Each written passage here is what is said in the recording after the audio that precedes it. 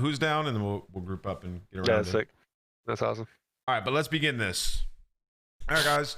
Welcome to the Codcast. We got a lot to talk about. This last weekend was pretty awesome. We're in the midst of stage 2. Everybody's playing everybody, and we're starting to get some separation. Some teams are starting to figure it out, and some teams are starting to fall off a little bit. We had some big storylines going into last week. Toronto made a huge roster change, which we covered on the last episode. And it's only right to kick things off talking about Toronto. They pick up Kips, and they win a 3 over G2 and snap an 8-game losing streak. I actually wrote 7. I went back and checked, and it was 8. Oh, yeah. Which was Toronto's record in the CDL for losses in a row. 1, 2, 3, 4, 5, 6, 7. Yeah, 8. So they snapped that with a 3-0. So that's phenomenal for them. Get some CDL points, and Kips played well. You know what? Let's start off with you, Ben. You know, we talked about Toronto and how they would figure out their issues. Seems like they figured them out in that match. What were your thoughts? I think that they got some nice momentum. I wouldn't say necessarily that I'm like, okay, well, they beat G2. It was solid. Is this like, are they going to go on a run here? Not really sure, but can they get to a level where they're serviceable now, right? Like they can battle with everybody, generate some momentum. The nice thing for them is that this is a normal split, right? We're in week 3. It'd be like maybe one more league left, and then you're going to an event. But we still have an entire month of online games before everybody's going over to the UK. So I think it's a good start. It generates some momentum with Kips, and we'll see where they kick it on from here. Yeah. Ray, what about you? I would argue that even the loss to Thieves wasn't a bad match. Like Kips was getting his feet wet, and as a whole, it was a pretty competitive game. Like maybe besides the map 4 and Colossus where they got beat by 100, but every other map was kind of winnable, super close. Yeah. 6-5 Surge, lost by 30 in the first map. Still looking really good on Overload. I'm actually really liking the pace I'm seeing from Kips. I think it's gonna.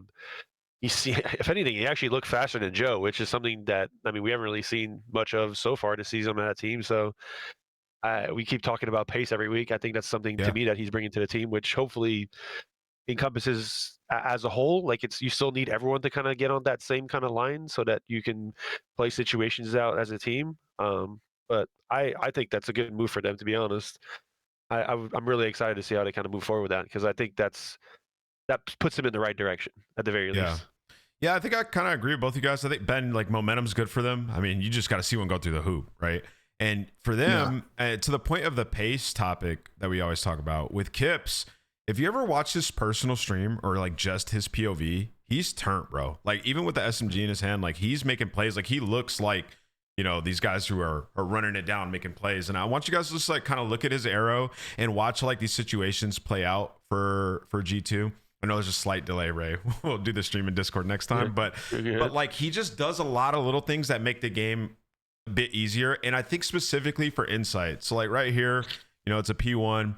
He finds a nice 2-piece, and off the respawn, you'll see like how they hold this rotation to P2. It's kind of Insight and Kips working together, which I think is awesome. Insight finds 2, and just like the constant, like Kips, I have your back. And he does this throughout the entire game. We'll leave this going as we talk about it, but he's making the game a little bit easier and more consistent for Insight, which I'm not sure CleanX was exactly doing that. CleanX is a little bit more aggressive. He's typically an SMG player, and it's been a bit easier. Kip spawns up, he's blocking. Like these are the small things that people don't exactly care about, and they're so quick in game, but it helps players a lot. And I think that's why Insight played so much better throughout this series. I'm curious of your guys' thoughts when you watch this and kind of evaluating Insight's gameplay. What are your thoughts on that? I mean, I think there's definitely a marked improvement, because to your point, I think Kips like is going to add just a bit more general pace, and like if that's fine and Jamie plays safe, they can live with that. I just still want to see more of what happens to this team in the situation they got in trouble in exposure prior to Kips, where they needed to win off a P2 row in exposure, and Jamie's just like licking walls at P5 or sorry P4. Like I want to. It was I forget who they played, but it was exposure P2, and that's kind of how they lost. Like I want to see a bit more, but I see the idea here. Yeah, to your point, like I see the idea, and there's some good examples of how it might play out if they're now going to be back in the dark horse or contender category. Yeah. I don't really know if there's. I hate when we have like these kind of specific discussions about specific players Yeah. based on changes going on within their team. Like, there's so many things that we don't know about there that, like, assessments we can make based on what we see, sure, but like, I think it's more holistically, like, just looking from an outside perspective. I feel like they just need to figure out a way of being all on the same wavelength on how they're going about things as a team, and it can't be like the pressure aspect of things can't be just coming from one player. Obviously, Cripps is another pressure player, another quick, like Ant said, he's cracked. He's being very aggressive on how he plays the game, but I feel like you need everyone to be able to have that kind of ability to do things in certain situations, because if they're in a position that needs to be, that the player itself needs to be doing it and he's not doing it because he doesn't want to, or doesn't feel capable of doing it, and you have a problem, because then everything behind him and flow is going to be weird. So I would much rather us keeping the conversation to the team itself on how they look moving forward, rather than looking at individual players in that sense. Because I think ultimately every player is going to be a product or environment in that sense. Like, we've seen, I mean, we'll talk about the Carolina thing a bit later, but like, there's so many things about how you go through things as a team that will make you look better or worse based on how you're doing things as a team. Yeah. But at the same time, you could also like watch and notice like a trend in a player. And if you find them in like 4 to 5 impact moments of the game, like consistently, you're just kind of like, okay, this guy's making the game a bit easier. And I found myself saying that 3-4 times a game throughout the series about Kips. So I guess all this is just to say he played really well, and that's a good sign for Toronto. And like Ben said, it's momentum, and we'll see if they continue going forward. But for them, it's still going to be about like making sure their search and destroy is on point. That's been the main thing that has hurt them throughout this year. And I know they won a round 11, and I'll pull up their team scouting report here. Yeah, they won a round 11. They lost a round 11 to LA Thieves. So it's not all the way there. But to me, this is the main thing that needs massive improvement if you're Toronto. And if you look at their map pool, the only map that they're even on is Den. So a lot of work to be had there. Yeah, I forget the order of the teams they play next. I'm looking at now. Miami this weekend and Paris. So that's 2 pretty good search teams. Falcons might be some good Clavey Square with them, Colossus S&D. Boston C9, Vancouver. They can generate some momentum there, and then Optic to finish. So they need a big weekend for Toronto. These next 3 games are hard, and then it gets easy, and then it gets hard again. I think they need to come out of these next 3 games is what, 2-1, because they're 1-3, right? So yeah, they you can afford a loss to General Mates, I guess, but you're gonna have to upset Miami, and you said the other match ahead was Riyadh, right? So definitely, you just don't want to be 7, 8, 9, 10. Like you want to be 6 or better, because then you're in the 8 team. Anyone under that is playing a one and done series to get in. So yeah. All right. I mean, if I'm a team like that I know am I going to get better over time? Like, I mean, obviously, ideally you don't want to be in the play-in, but if you are, you don't lose. Like, if you go to the event, you're top 8. Like, if you're top 8 making it to the event, you basically start in the winners, right? Because everyone starts in winners at the event. Mm-hmm. Yeah.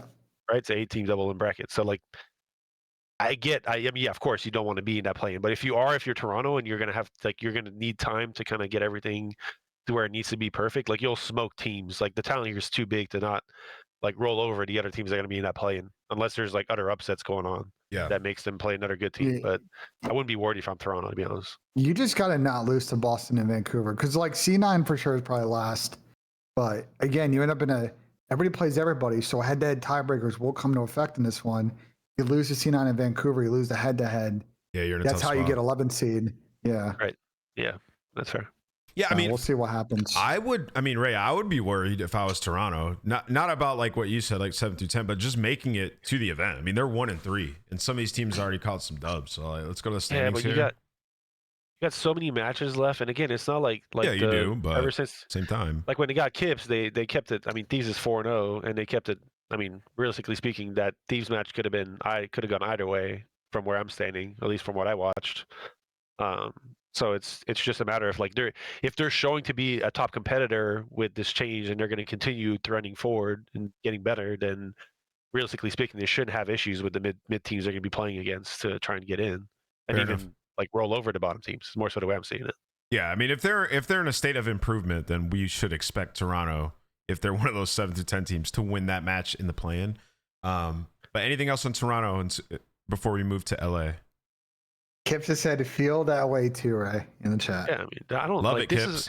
This is the thing to me. Like, I get we're trying to make the importance of every match, and obviously it's super important, don't get me wrong, but like just being on the other side of this for the last 5 years, like you holistically look at an entire stage for what it is. You don't like tweak over specific matches. Like Toronto could easily beat any of the top teams in the game if they all play their best and they all figure out how to play the game the best way. Like Couple of obviously ifs those things there. don't happen overnight.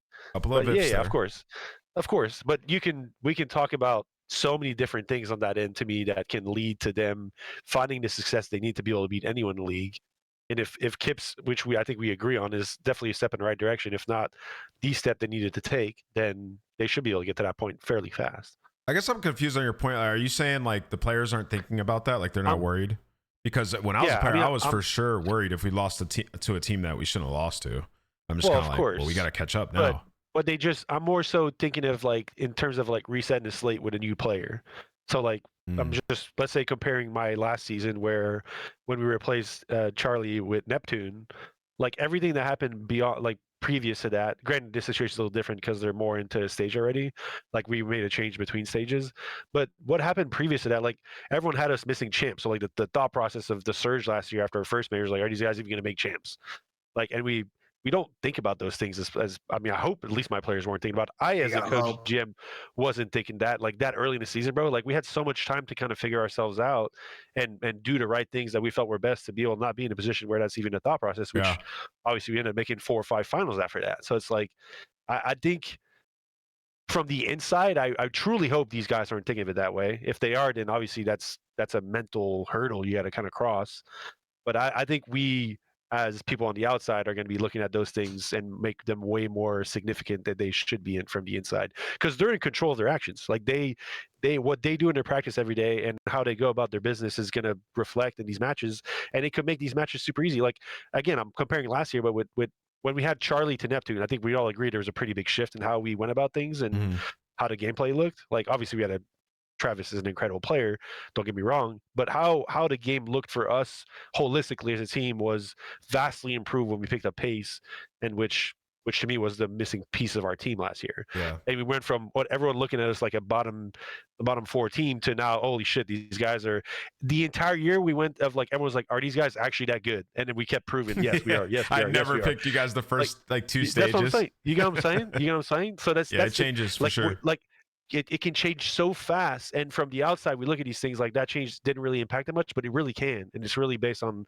obviously there's so many things that we don't know about. We don't know how their practice is going on a daily basis, so it's hard for us to judge and assess. But I truly think that a team, they were not that far off with how they looked. Especially they looked pretty, I mean, can we agree that Toronto looked pretty good early in the season? They did. They were Like they were the best overload team for sure. The Surge never looked great, but yeah. Right. That's fair. I would agree with that. But as a whole, like it's not like we're talking about these things like they're a bottom tier from the start, when realistically speaking, they went through a rough patch and they probably lost themselves a little bit. So it changed like that. Let me hold you up there. We're not talking about like it was like a rough patch. Dude, they lost 8 in a row. That was historic breakdown from Toronto. I think you're being a little bit too light. I think you're being light on it. And then the direct parallel isn't exactly apples to apples, Ray. You're talking about making champs. We're talking about a stage where they're 1-3. Right, so it's not like it's not apples to apples. Like I put my coach hat on there. Give me a second.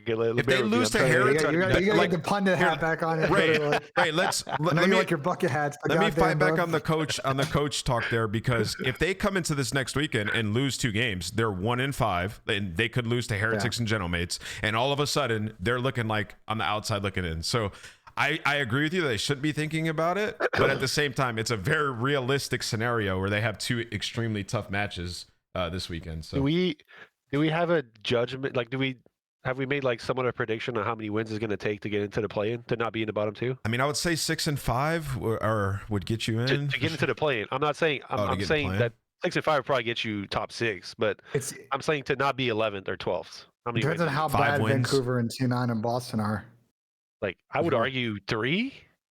I would argue 2. 3 might be enough to get 10. I think 3 probably 4 gets you enough. Is that fair to assess? But here's the thing: is if you're fucking 3-8 and you lost you're losing Boston, the plan, and then you lose a head-to-head, like You need one more extra one. I would say probably 4. 4 is probably Okay. safe. Yeah, let's just say 4 is safe. So if I'm Toronto, that's kind of like the basis, the mindset is to guarantee yourself to that point, to even give yourself a chance past that. But if they don't even focus on that on the outside and actually improve on a daily basis, then that shit will just come into free for them, I guess. Yeah. I don't see them losing to the bottom, to the teams that are next to them in the bottom. Is I mean, basically they're what I'm still trying to say 4-9 with this map roster. counts. Like, they're Yeah, in not an ideal spot, but they look better. That's the point of that. So let's just say it this way. Do you see them losing to Vancouver, Carolina, Boston, and Cloud9 right now? I could see them losing to Vancouver or Carolina. Yeah, definitely. I could see it happening. I've seen Toronto lose a bunch of games. I mean, they come in, they lose a map on a hard point. TJ and Gwyn pop off. Like, it's possible. Surge didn't look that bad in their last series. Obviously.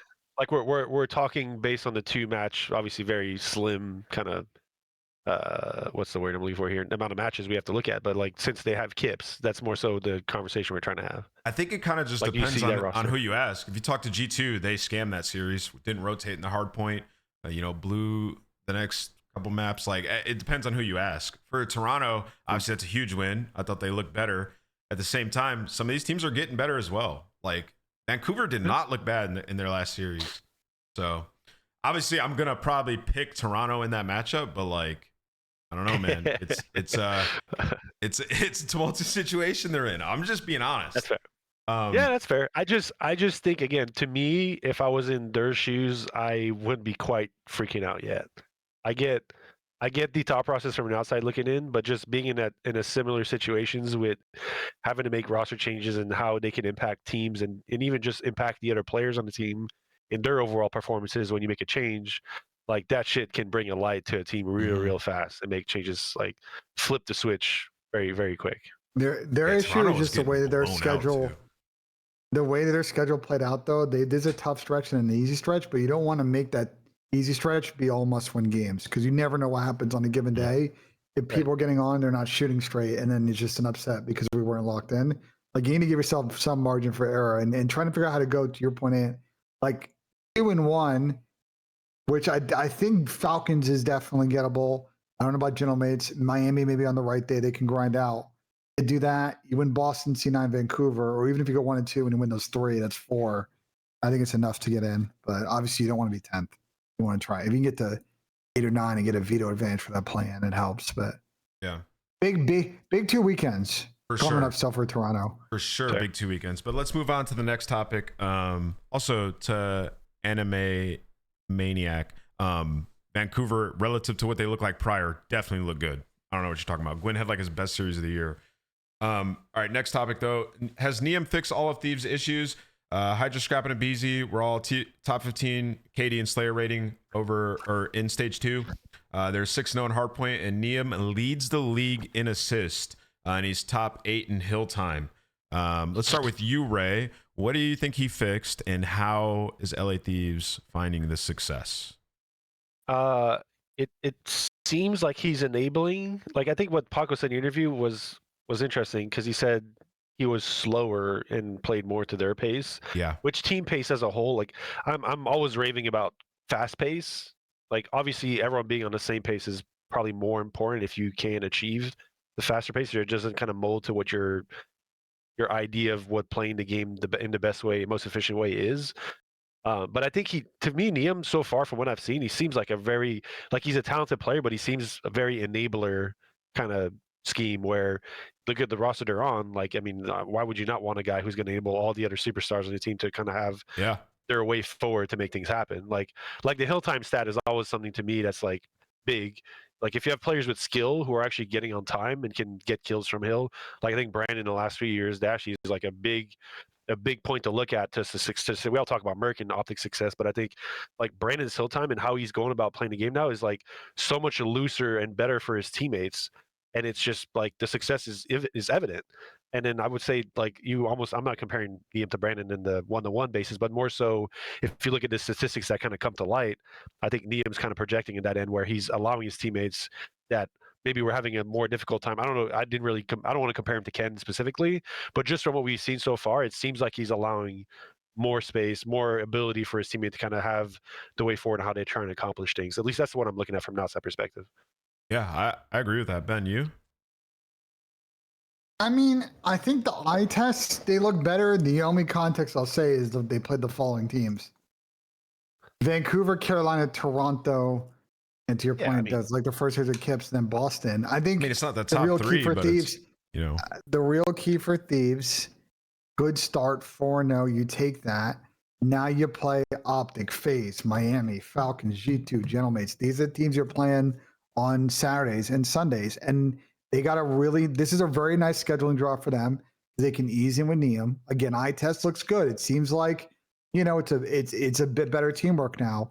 Let's see how they play against those teams so we can kind of really judge where they're at, level wise compared to those squads. I think they're going to be fine, but I want to see the test first. So I hear you 100%. on that in terms of putting them in like the top 4 discussion, but I will also say I believe they were like 2-8 in map 1s in stage 1, something crazy like that. Their hardpoint wasn't looking good. They didn't have a crazy hardpoint map pool bag. Now they're playing Colossus. I believe they played a Black Harbor. They look good. So they got more maps in their map pool. Like I said, the Neum thing with like #1 in assists, which is phenomenal for them. Engagements are up. Scraps engagements are ridiculous, and Abizi and Hydra are both playing better. So to me, there's like for sure progression. Whether or not they're like a contender or on the level of Gentlemates or Optic, I guess is yet to be known. But I mean, dude, when you're 6-0 on hardpoint, 4-0, and like everybody's playing better, clearly there's been like a huge system overhaul. I don't know how much of that is straight up due to Neum or like Abizi and Hydra figuring it out a little bit, because Abizi looks way better this stage, bro. Like, Yeah, it's got to be a little bit of everything, right? Yeah, it's like, just as time everything. goes on, it's for sure something that's. It's not just because one guy come in that everyone else is gonna like blink a light and just figure it out because of that. There's obviously like a holistic view there that created this where they're at now. I do agree with Ben though. Like the state of where they're at is really going to be proved in these next coming up matches when they play the teams that are playing the game probably more efficiently than the teams they've played so far. So it's gonna be interesting to see, because again, like I'm always raving about this pace thing. To me, a team that plays good as a team, but is the team that's a little faster to me in the games we're playing now, will typically have an easier time being successful. So I think I'm actually can't wait to watch these guys play Optic, because that's gonna be like a big tell of where they stand. Even if win or loss, like just to see how things kind of transpire within the game, I think that's gonna be a real tell of what Thieves is gonna look like in the coming weeks, months, and into Major 2. And how their success is going to kind of look out. The stat that is a marked improvement from the last stage. Last stage, they were near one of the bombs that teams in the league.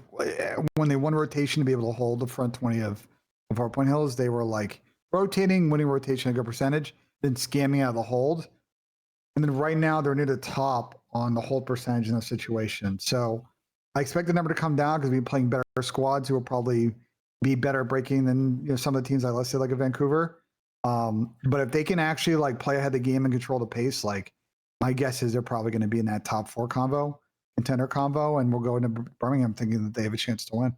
Yeah, absolutely. Good point, Ben. I mean, I just think starting off series, winning the first map, and like actually having a bigger map pool is helping them so much. So see if they continue to trend in the right direction. Another thing I want to talk about this Thieves team is like, our community, pundits, people, everybody involved, kind of taking Scrap for granted a little bit. Dude, this guy has been going crazy. Let's just talk about for like a second. Dude, he is, I mean, a lot of people would probably say Sib because of the first event, like in Mercules. But I mean, he has to be in that discussion as like best AR, like one of the best ARs in the game, top 3. I mean, Scrap's unbelievable, bro. He's like top 3 in the league, I think, in engagements. His damage is ridiculous, and he takes over moments of games. And like recently, he's been popping off in Search and Destroy. What are you guys' thoughts on Scrap's gameplay and where he's at in this title? Ray, you? I don't know why anyone would have ever thought otherwise of what you just described his ass. I haven't seen anything since he's been in the league crazy, that doesn't bro. say what you just said, bro. Like, kid's insane.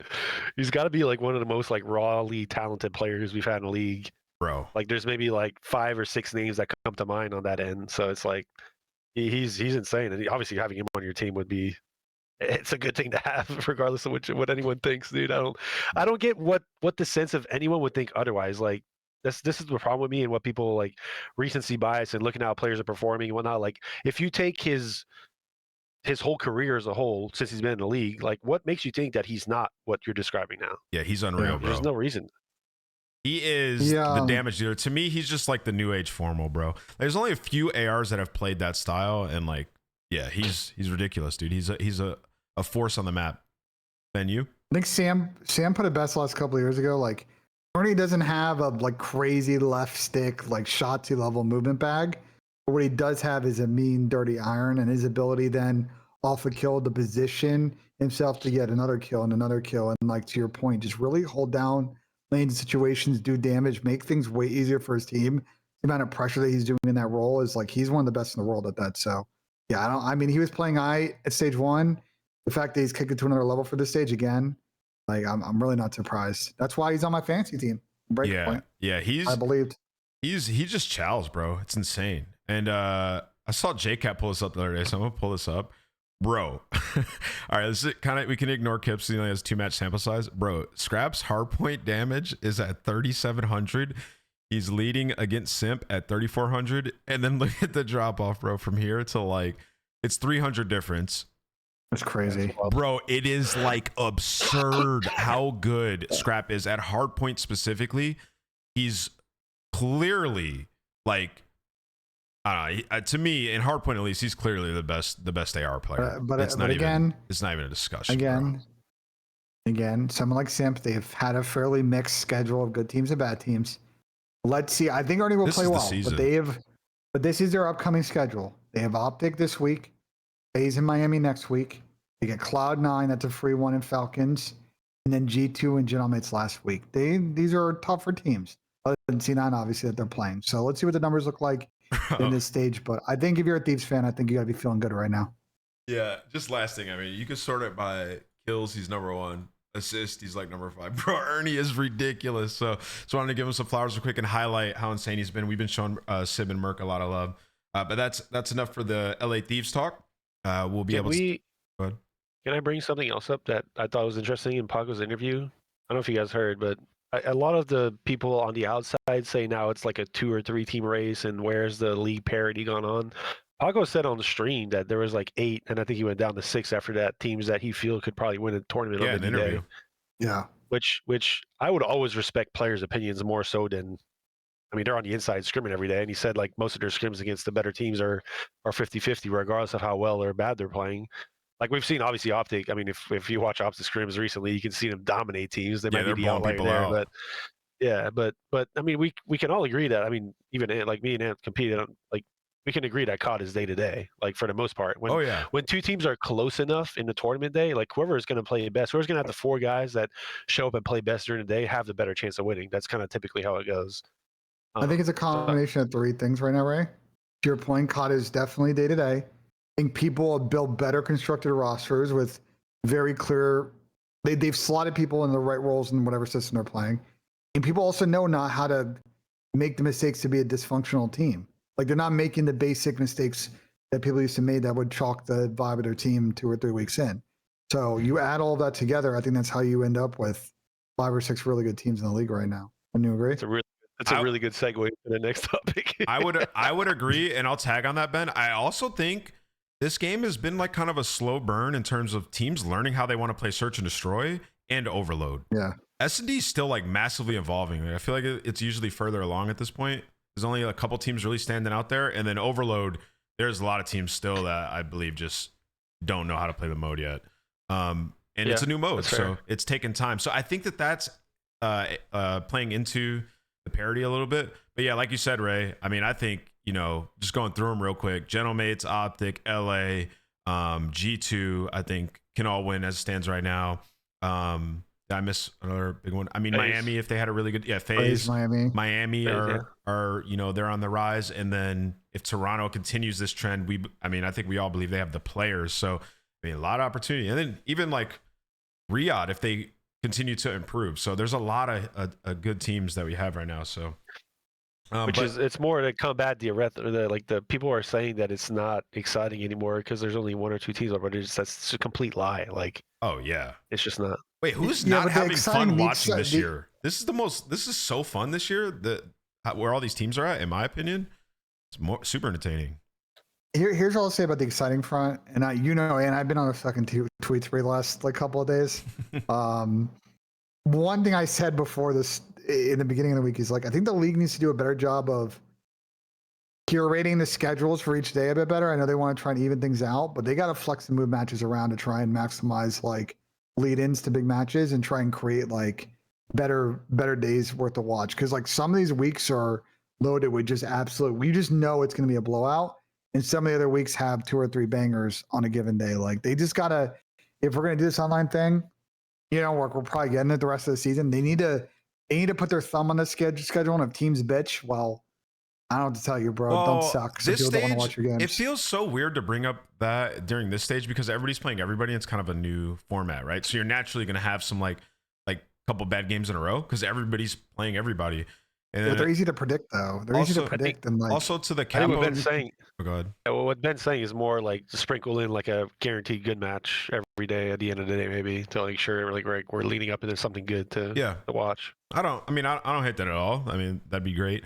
But like to the guy Capo saying like I'm capping. Legitimately, I think that this is so through Major 1 into Stage 2, one of the best CDL years we've had in terms of overall storylines, excitement, and solid squads. Like if you don't like what's going on in COD right now in terms of like competitively, then I think you just hate COD. Like I truly think that because it's been awesome. Like Gentleman's is one of the first to event. I mean, their organization is sick. Optics looking good. We have a lot of ascending challengers players, a lot of roster moves. Like this is what COD is. All right, next topic though, because we talked a lot about teamwork and a lot about people learning the game. We're gonna pull up the VOD from the Gentlemates and Royal Ravens game, and we're just gonna talk about teamwork in general, and then we'll break down some of the end of this game. No, I'll start with you, Ben. I know you've probably already talked a lot about this on stream. What were your thoughts on Royal Ravens, this matchup in specific, I guess, and kind of your opinion? I think, man, the problem with this matchup is they could have forced Gentlemates to a 5th map in this one, and I don't know if they win it, but like at least they have a chance. And this map is just the experience there for these two teams, because I just don't think you're going to see this type of map from the Gentlemates team. I think they're too experienced. They make as many mental mistakes than Carolina did. But bro, if you watch this map back, the number of winnable opportunities that Carolina had, purely because they were outslaying the fuck out of them to make the right plays, the amount of fumbles they had is like unacceptable, bro. Yeah. We're gonna get into it. I 100% agree. Go ahead, Ray. Can I preface this conversation with like, to me, when I look at stats in scrims when I was coaching teams, like the main, it's so subjective because there's so many things that can vary this stat from being true or not. But like the baseline, if you look at like over time, like a kill typically means like 5 to 10 seconds of time, like in the difference. So like let's say I would slay a team by 10. I'm expecting my team to have won by like 50-ish points. Is kind of like the idea, or 50 or more at the very least. To outslay a team by 32 kills, 100-point club, and to lose a game is unfathomable. Like that is like the amount of like small, like it's, and if you look at them, if you really watch the map, like I watched it over, and it's not like there's maybe like 1 or 2 really glaring mistakes, but the most part after that, they're just very small, like finicky detail mistake that individual players did not make the best efficient play in the moment that led to the opportunity to the other team to make something happen. Like Gentlemates' efficiency rating here was like criminal. Like they made minus 32 kills worth in terms of getting time while they were getting outslayed by that much. That's just like, I don't know if it's more of a knack at like how badly Carolina played that map or how well Gentlemates managed to scrap their way into making that map competitive regardless of getting outslayed by that much. It's just, I don't know, bro. Like that, I could go days on days. We could break down this map by a lot, but there's like so many like small to me ideologies and rules on what makes like the ability for a team to accumulate time. And there's so many, like, to me, there's a few moments, especially the end game one was like a glaring one where I think it was when Craze was pushed out statue was like playing like a 50-50 on them pushing front, right, down. And actually challenging front. Where like that, and that small, I'm just bringing that play, but that specific kind of type of play happened at least 6, 7, 8 times that map. And that stuff really allows your team to hold, like if you just play for, even if you die, you take information on the play that's happening, it allows your teammates to make better decisions. And keep the game in front of them, really. Not be guessing about where they're going and rely on these kills to hold. You're just focusing where the plays come from, and then all of your players end up being involved in the fight that matters, which is the fight towards Hill. And that's to me, that's really just kind of what happened here. I mean, yeah, straight up. And you touched on something earlier in that spiel where you said, I don't know how much of it is Carolina playing bad or Genomates playing good. Obviously, Carolina played bad. You can't outslay by 32 and lose the game. But Genomates are unbelievable, brother. Like, legitimately unbelievable. You watch this team, they'll be in a tough spot, and they're setting up plays everywhere to help each other. And when we get down to the stretch of this game, obviously, like Ray said, there's some scams. But, like, Carolina, like, they have the general thought, as all pro teams do, on, like, how they want to set up and approach every hill. But it's just, like, the smallest things that they're just throwing away. There are two people flying out, reflipping spawns, not addressing, like, where the next pressure is going to be coming from. Like, when we got to the P3 that we just skipped, you saw, like, instead of having two players just sit inside a green, they like sent one player back. Like, it's the smallest thing where you can be like, I can understand why you did that, but at the same time, the game's just so much easier if you just get into green here. You know what I mean? It's, to me, it's just, it's like when you're in practice and you're talking about like rules, it just feels like they break those rules often on some of these hills where, I mean, if you look at the map, like if you look at the map holistically and you count the amount of times that Gentleman got split spawns, like when you're getting 32 kills, that shouldn't happen. When you're outslaying a team by 32, that should not happen. Like if I'm getting 3 or 4 dead, I 100% should be able to control where the other team is spawning to make those 3 or 4 deads make count and like obviously get free time and have a setup that's going to be much more difficult to break than it was, because I mean, the whole map was constantly just like Carolina getting all the kills and then somehow finding a way to get broken right away. Yeah, gentlemen just get in more kills. Yeah, and then more kills happened, and then they would do it, and then gentlemen get in, and then gentlemen somehow find the ability to get more time while killing less than Carolina, which is again is just, I don't know, man. That broke my heart. Yeah, I will also say, like, pushing, like, see, I don't want to be hindsight, but it's just like these little things, these little plays that I just don't see other teams make. And listen, if any other pro wants to come in here and talk ball, I'm willing to. But like pinching junk on rotation to P4 is asinine to me. Like, I would just never make that play. And so there's just these little things where it's like, okay, we're getting away with kills and we just get like, we end up getting rebroken. Even right here, they're getting time. Like, that's just not a great play. And they spawn out behind. Like, why wouldn't we want them to just keep spawning junk here? You get what I'm saying? Like, there's these little things, like you could just spawn trap them junk the entire game. Instead, we like volley the spawn, and now we give Genomates an opportunity, and there's 30 seconds left. If they were to 4-wipe them here, they would just be able to secure P2 rotation 100% easy, right? So to me, it's like when you get into a good situation, you want to keep that good situation. And Carolina throughout this just did not do that. I mean, hopefully they learn from it, but holy cow, brother. I mean, I'm sure they will. I mean, I really hope for the sake. I mean, you can't, like, it's just, we've seen teams outslay by like 10, 15 maybe. Junk is lose here. games, You can spawn trap them here. Go ahead, Ray. Sorry. But 32 is a lot, bro. Like, that'd be tough. If I was Brian Say right now, I'd be pulling my hair off a little bit from that. That's very difficult. Also, watch out. You did all the difficult part. You killed the Gentlemates 32 more times than they killed you. Like, that's hard to do, bro. These kids, Gentlemates players are really good. Like, it's also, just let's talk about how good Gentlemates are, and let's just watch this moment real quick. It's a pretty awesome moment. So, like, I'll rewind a second. So you got I think it's Sib and Ghosty here. Ghosty dies, so Sib's like, and this, everybody knows the situation. You want to stay alive, wait for teammates to get a kill. All he's thinking right here is like, okay, as soon as I get a call out, an opportunity, I'm gonna go find one. So you see, the Envoy gets in a gunfight with 3, probably makes him weak. So Sib's like, okay, I'm selling out for this kill. He finds one, and just look at the arrows of Genomates. All right, so now this guy's pushing the back. They know he's here. That pulls him, and then we're just flying, bro. It's such good teamwork. It's like these guys are so quick with it. Find this kill, trap him in the back. Like, it's beautiful. Genomates are on another level, bro.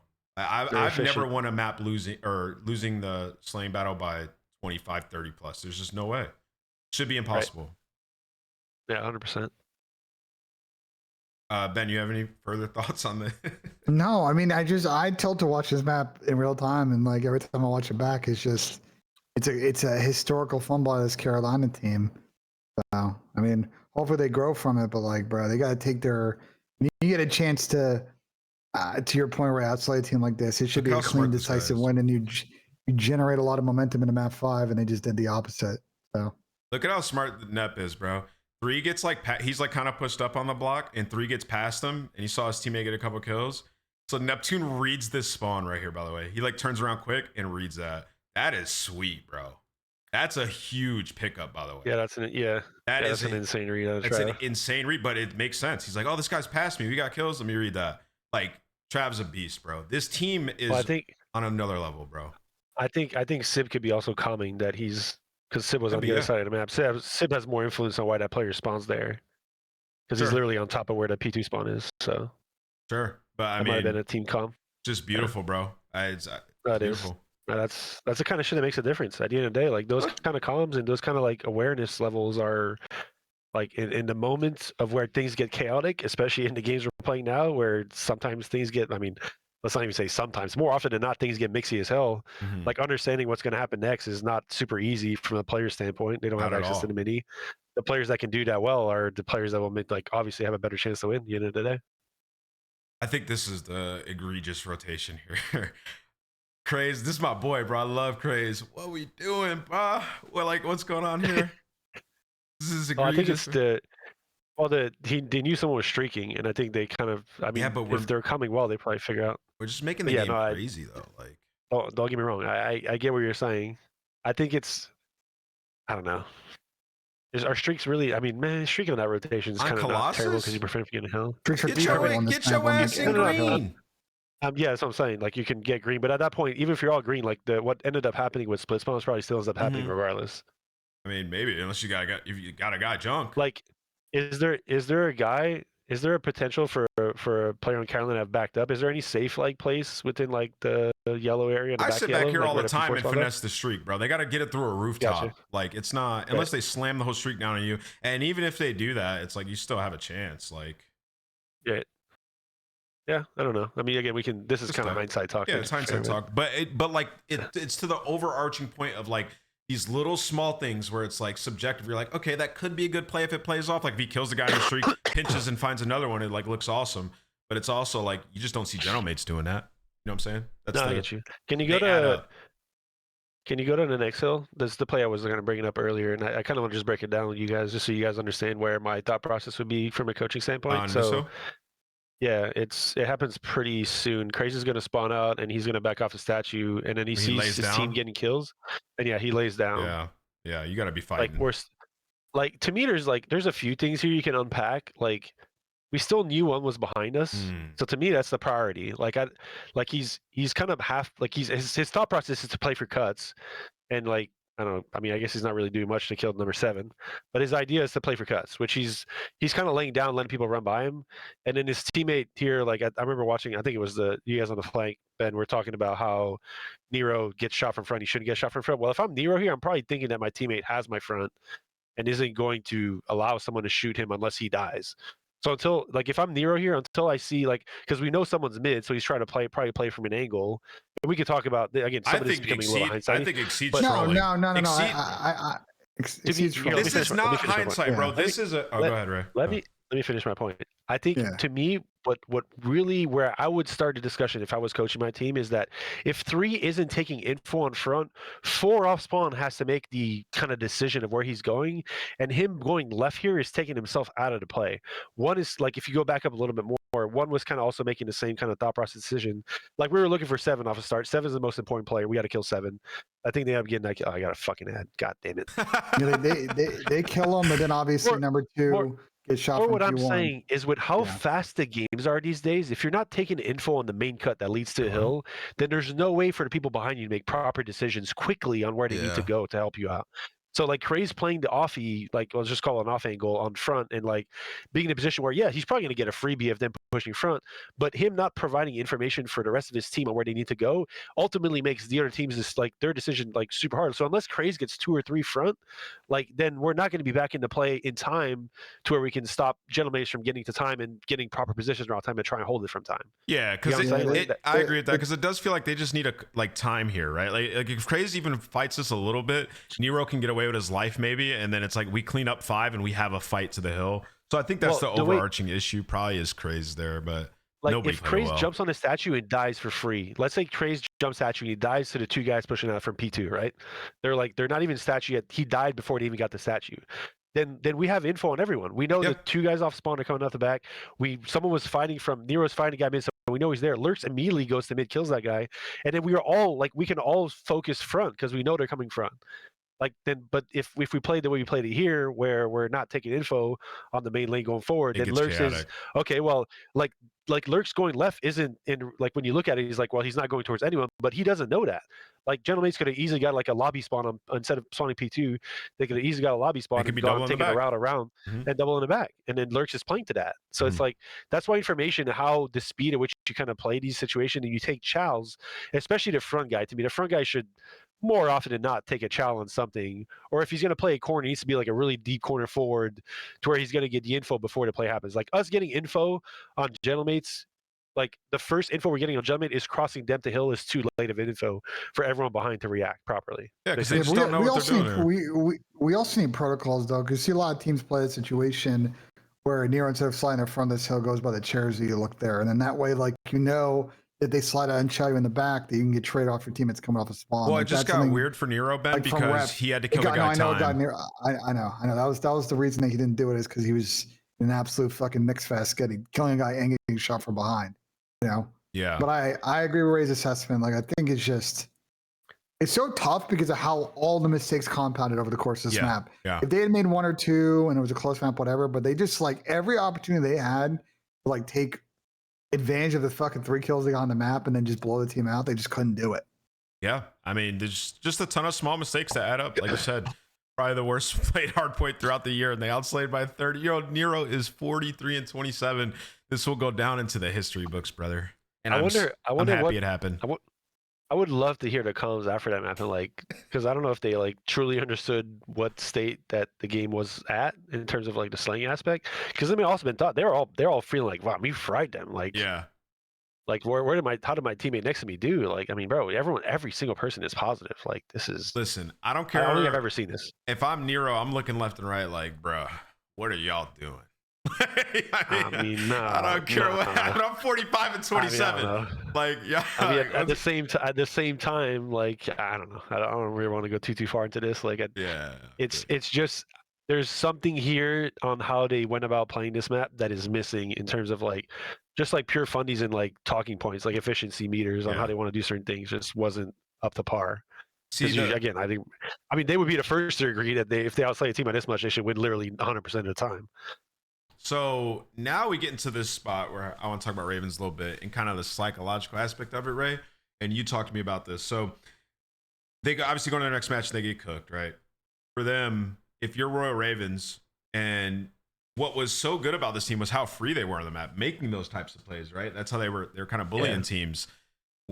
How do you navigate a situation like that if you're Ravens, where you want to keep that edge where like Lurks and Crazy still making those plays and Nero's like popping off, but like add a little bit of structure? Like, what's the balancing act you have to do, I guess, as a coach with players like that? It all stems from communication. Like, I don't like, to me, if you do something, if I'm a player that's reacting to something going on and I hear what my teammates are trying to accomplish in playing aggressive on certain lanes, if I'm communicating, if the player up front is communicating what he's trying to accomplish and what's going to impact in the game, then his teammate can react to it in a proper way. So I don't know exactly, because we've heard this is what's bothering me about it, is that, like, I think it was Exposure in Major 1 when they first picked up Exceed. They had a map where I think they beat a pretty good team and they just like smoked them in Exposure, and they had to listen in to where like it was so clean and the conversation going on was so good to where like everyone knew what they needed to accomplish. I think it was like, it was one of the first times I saw the P2 being pushed out to where like one of the players on Carolina was almost up to P4 and they were still making it spawn like deep where P4 is in the back on the P2s, because they had a guy blocking like their side of like window side. Yeah. But it was like so clean to a point where like the communication line, like they were talking about what they were trying to accomplish, and the flow of things and what everyone needed to realize what they needed to do in the moment was so good because of how good the comms were. Like with some of the plays you saw that map, I would be like, obviously it's we don't know what exactly happened, but I would assume some of the communication lines on what they were like, some of the plays that were being made weren't well communicated to where the players who are behind the play weren't really understanding what they needed to accomplish to block in certain moments to make sure those spawns were not as chaotic as they end up being, where like Gentleman's got like, I don't know, it must have been at least 8 or 9 split spawns that map. Yeah, for sure.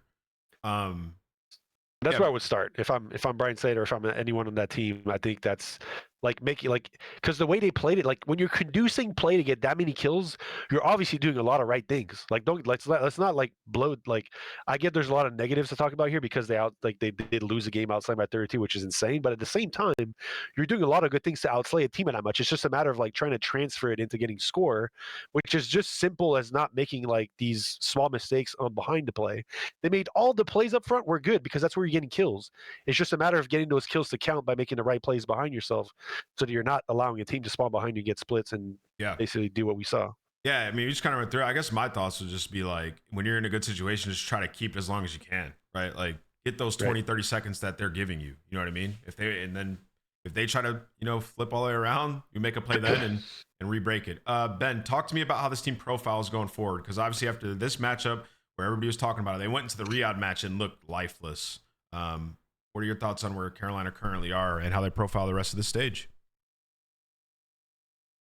I think the problem for Carolina right now is it feels like the teamwork and the grit they had coming into this stage has really come away, especially in the hard point and the S&Ds. Again, I know they kind of, man, they got to find some momentum because there's a chance where they're kind of MO this stage is that they're going to get into the play-in and then just lose. And they'll come all the way across the ocean not to even play in the tournament. So they have Boston and Vancouver this week, which are real opportunities for them to generate momentum. But I think the stage is really going to come down to the middle of March, where they have Optic, G2, and FaZe Vegas back to back to back. If they can find a way to win the matches this weekend, go 2-1, and like feel good going that final weekend where you have C9 in Miami, you'll have some momentum. But if they kind of crash out here, maybe go 1-1 this week against the Boston team that made a change, we'll talk about that in a bit, in Vancouver, and then you lose 2 or all 3 versus Optic, G2, and FaZe, just like zero momentum at that point. Yeah, yeah. They're in a tough spot for sure. I believe they're, what, are they 1-3? 1-3, like you said. So, yeah, well, developing story. We'll continue to talk about it as it goes on. But as Ben just mentioned, we have some other things to talk about. Let's talk about C9 for a second. And Ben, I know you posted in the docs a little bit, teams not scrimming them. I saw the one clip of Optic talking about not scrimming C9. Were there other teams that potentially brought that up as well, or? No, but I think it's going to become an issue over the course of this stage because people are going to be focused on trying to get better for the event. And once they start to play more teams, and as more teams are willing to scrim, they're just not going to want to scrim C9 because they think it's bad practice. And I highlight this as an issue when this team got built. I got told in my Twitch chat that I'm overthinking things, but it happened with Falcons last year with their first team. It's going to happen again with C9, and I won't be surprised if the players or Arian go on Twitter in the next 2 or 3 weeks and bitch about this. Like, it's a product of what happens in this league. People want to get good practice. They're not a good team. They're getting sent out here to go 0-11 this stage, and people are not going to want to play them. That is a tough situation. That happened to Falcons, right? Ray, what was that situation like? Obviously, you were a coach of a team at the time. We still scrim them. Okay. Like, I mean, I think to a certain extent, there's always something to get out of that scrim, regardless of the team you're playing against. Like, it's more on you to how you treat that practice. Like, are you going to get as much from a team that can beat you than a team that you're going to roll over? Probably not. I think we can all agree on that. So I get the sense of what teams are feeling there. It's a tough situation, man. Like, it's I don't know. I can see what Ben just described as potential happening is. I mean, it happened before. It's not like it can't happen again, and it probably will happen again. I don't know what you can really do about it if you're in C9 shoes. I think you just try and, like, ideally, I mean, they have scrim calls every week, so I'm sure they're like trying to get some scrims against certain teams. You hopefully can build your schedule with enough pro teams to play at least in the second set to where you're playing all modes, and then if you need to get the top AM teams to play some scrims in the first set, then you do it. But yeah, no, it's that's not an easy situation to be in, brother. Like, it's tough. Definitely not for them. Like you just said, they're just gonna have to scrim challenger teams then. I will say, I mean, at least in the Optic match, like, the Overload wasn't too bad. I mean, Optic's been in an 8 or 9 winning streak in Overload. They actually pushed them to, I think it was a 1-goal game. I guess that leads me to the next one, where I just wanted to quickly talk about, through a couple matches now, is there any player on C9 you think has potential to be something in this league? If you've seen anything yet, it might be too early, but I just wanted to pose the question now, obviously, because Rookie of the Year talks are starting to begin as we get more challenger players into the league. Let's start with you, Ben, and then into Ray. Any players impressed you? It's hard to tell because they're just getting fucking cooked. Like, because they have look the through the problem is because, results. Look through the results. It's just tough because the mini map is such a hard watch because they have negative teamwork. So it's like I don't even know. Like, I'm just trying to look for individual plays, like instinct plays. But even then, it only gets you like 1/3 of what you want in a player because if they have good instincts, great. But can they listen and make plays off of like team comms and make the right play? Like that is going to be impossible to fucking tell. So fair enough. We can wait. That's what always my worry about and why I told Encourage is like isn't a good stint because everybody and their mom, ex-player, is going to say you take these opportunities to showcase your talent. But if your team fucking sucks and everybody goes out there and looks bad, then you're going to have to explain away that situation. So no. Yeah. No one in particular has played like memorable on this team yet. You, Ray? I think, I mean, we talked about earlier with the Toronto situation, how, I mean, I don't know if it was about Toronto specifically, but how you're going to be a product of your environment in terms of like team aspect. Like it's going to be hard for any of those players to shine unless they can figure out how to play as a team and do the things that gives them the ability to shine as individuals. Now, what I will say, and the only player, because I worked with Encourage a little bit in Challengers when he was on the Stallions, and he's the only player I could really speak of because I have the more extent of like having a rapport and like seeing him outside of the matches they played on C9. So I think he has really like strong high pop-off potential. I think for him, when I watched him play, was more of a consistency aspect. But to me, those are things you gain with time, and again, being in an environment that allows you to be more consistent. Whether he'll be able to showcase those skill sets with the situation he's in now, it's always a tough tell.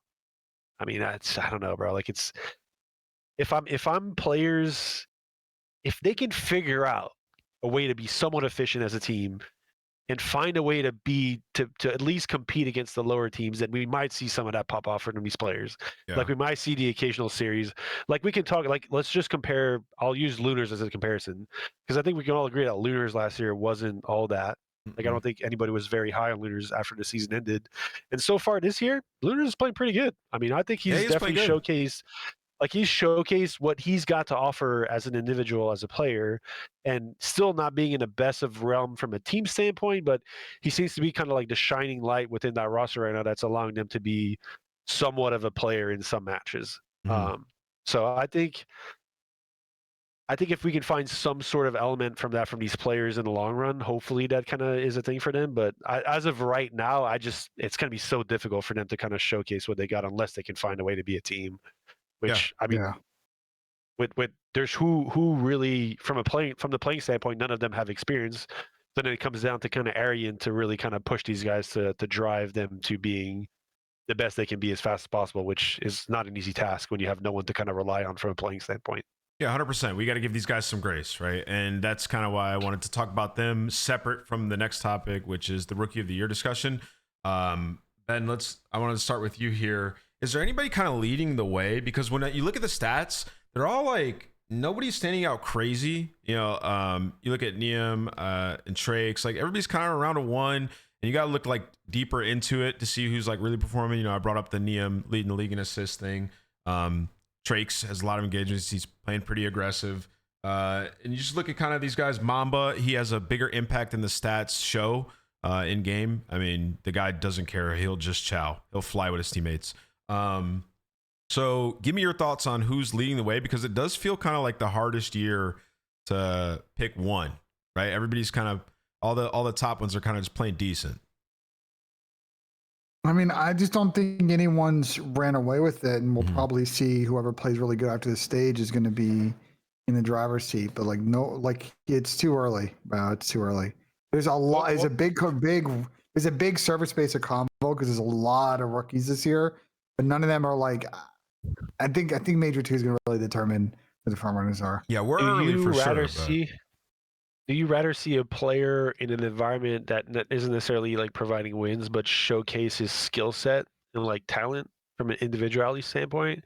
Or do you rather see a player help a team find success, maybe not showcase the most highest individual skill, maybe because he just doesn't have the opportunity to do so based on his role in the team?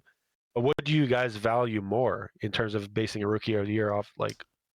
I think it's a combination of everything. I think impact probably, the most. If nobody's standing out statistically, because you remember the year that Gwyn won, where there was a lot of arguments that like other players could have won. His stats were just bonkers, which is why I think he ended up getting the nod. But if the stats are kind of comparable, then it's kind of like impact to the team, where you know it's like Niam would have an argument.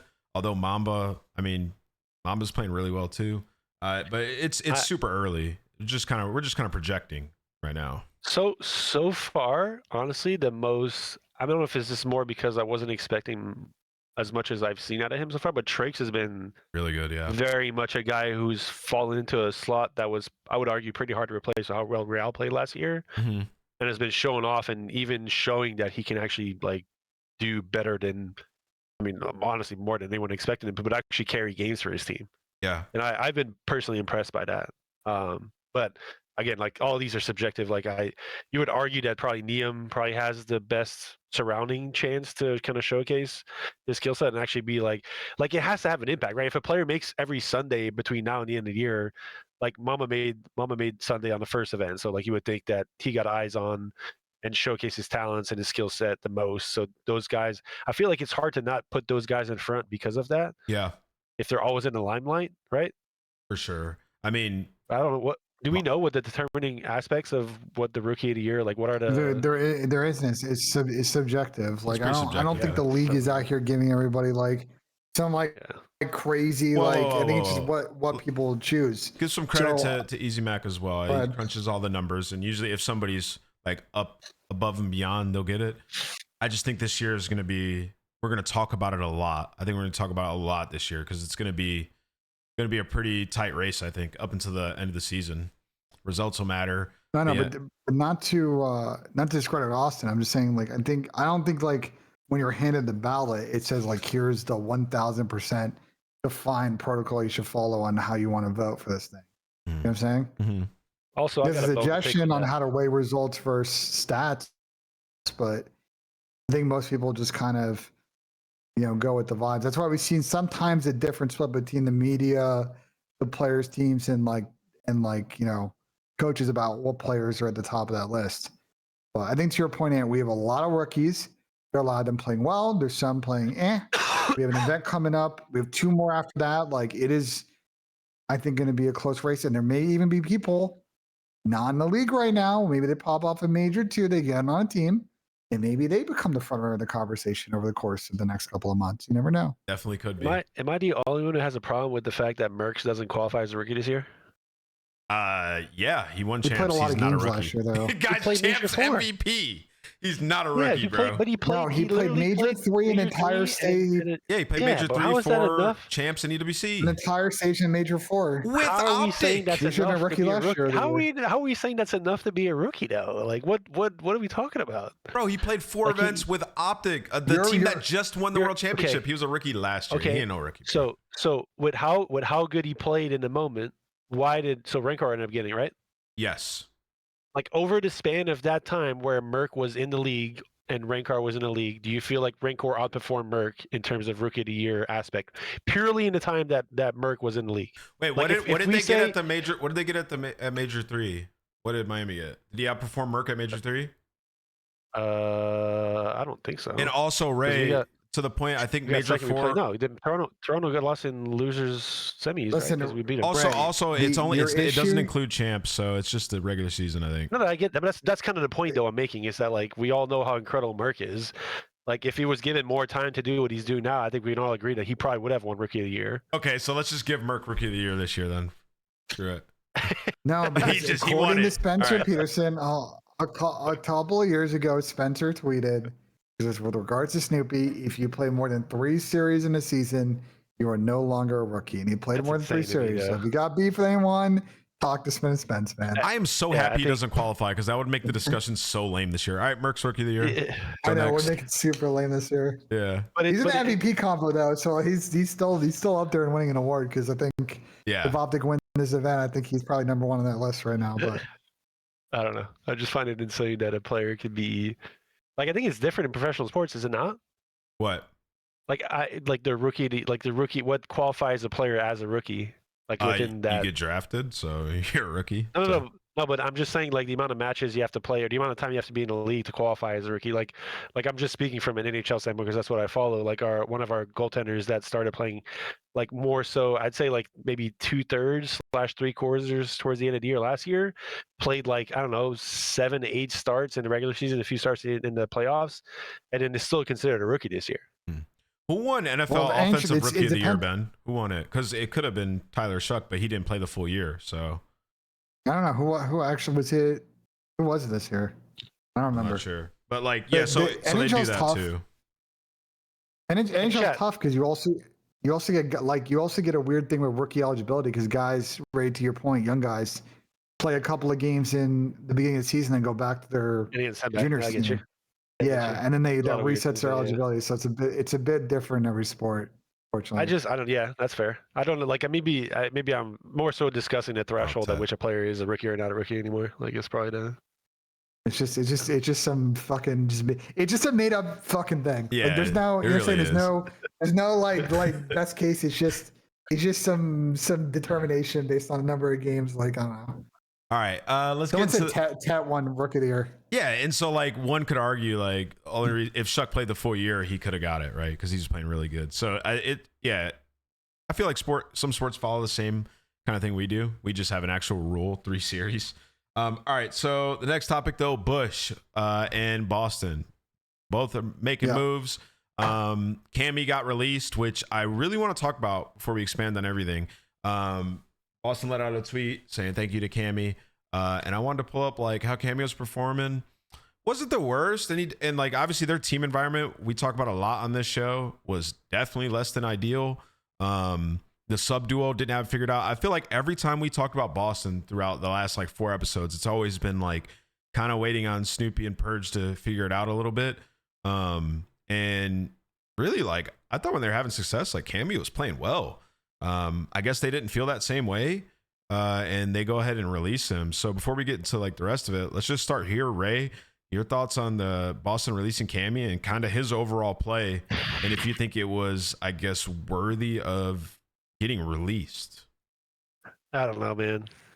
That's just, I think the situation clearly needed a change there with how things were going. It doesn't seem like they, like, to me, let me speak more of what I feel like is the right moment to make changes. If things aren't trending upwards anymore, especially at this point in the year, that to me is like, well, what is the reasoning for that? Unless it's like something really fixable on the internally side, like there's definitely a change that needs to happen. So I think we can all agree that they were trending towards not great and needed something to kind of bumping back up. And especially in a stage where you're like, we talked about this in the last previous shows, but this stage is definitely your most important stage towards your champ seedings, towards what you're doing this season, because there's like, you're playing majority of your qualifying matches in the stage. So it's tough. Some people could argue they probably should have made a change before the major even started, just because, I mean, I don't know if it was, I mean, they had a tough draw on the major and lose bracket, right? Didn't they play phase? Yeah, I think so. Yes. So obviously that's more difficult on that side, but yeah, I don't know. It's hard. Like I don't like talking about like the specifics as the change too much, because we don't really know what was going on behind the scenes. Like, a lot of these things from the outside will not always make sense. The decisions that teams make are obviously trying to make it better. There had to be some reasonings of certain things going on within what was happening, that they felt like Cammy was the player that was holding them back most in the moment. Like, I think the flank guys, I think it was yesterday's show or the day before, they were talking about how that team requires more than one change. Like, I don't know if necessarily Spart is going to be the answer to all their problems. I would probably, just from an outside looking in, like, unless Spart is just going to have these pop-off series where he's going crazy. But even, Ben, wasn't it you that tweeted his stats? I got it right here. Someone posted his stats. No, I pull them up. I mean, so the biggest difference is the search. Spart stat. I'm talking about Spart stats. Yeah, these are Spart stats. Spart, yeah. The biggest difference like is this S&D. They're solid. Yeah, but that's a team stat to me. This is a team stat. Bro, like, it's a team stat. If you're winning S&D, it's different. Bros, here's the problem with Boston, bro. They just gotta let it go. This submachine gun duo is just one of the worst SMG duos in the league. They just don't lack the firepower. And this isn't a game where, like, last year they played a really interesting style where on a vault Purge and Snoop were just the masters of just getting lost in the middle of that fucking map. They just can't do that type of. They're just not able to execute that type of gameplay this year, where they just get free kill after free kill and chain and pressure. And when they got to square up with people, they just don't have the firepower. So, like, I just think the problem for Boston is like statistically the worst player in the league right now, from a slaying standpoint. If you remove the C9 guys, because I don't really count them, is Purge, and like, I just don't know how much longer they're going to sit there and just have that just fucking thing just around their neck. I don't get it. I'm glad you just ripped the Band-Aid off, Ben. I think Spart's good. Yeah. Go ahead. No, I was just good, but I was agreeing with you. I'm glad you ripped the Band-Aid off. I mean, if we're just being totally honest, the sub duo is buns, bro. It's not good right now. Yeah. Like they need some massive progression. They're behind in this game. I mean, to start the year, the Arrows are playing fine, bro. And Nasty was like above and beyond early on. He's kind of tapered off as, you know, frustrations have risen within their camp, obviously. But like, yeah, I feel like if there was a change to be made in this team, it was probably going to be through the SMGs. But, you know, bringing in Spart for Cammy, shout out Spart, doing a lot of great things, challenges you're seeing here. To me, it does feel like super lateral. And other than like the LAG stint, bringing Spart to, you know, pro teams hasn't exactly like worked out great. So, yeah, I mean, I hope. Here's my question. I have a question regarding everything about this.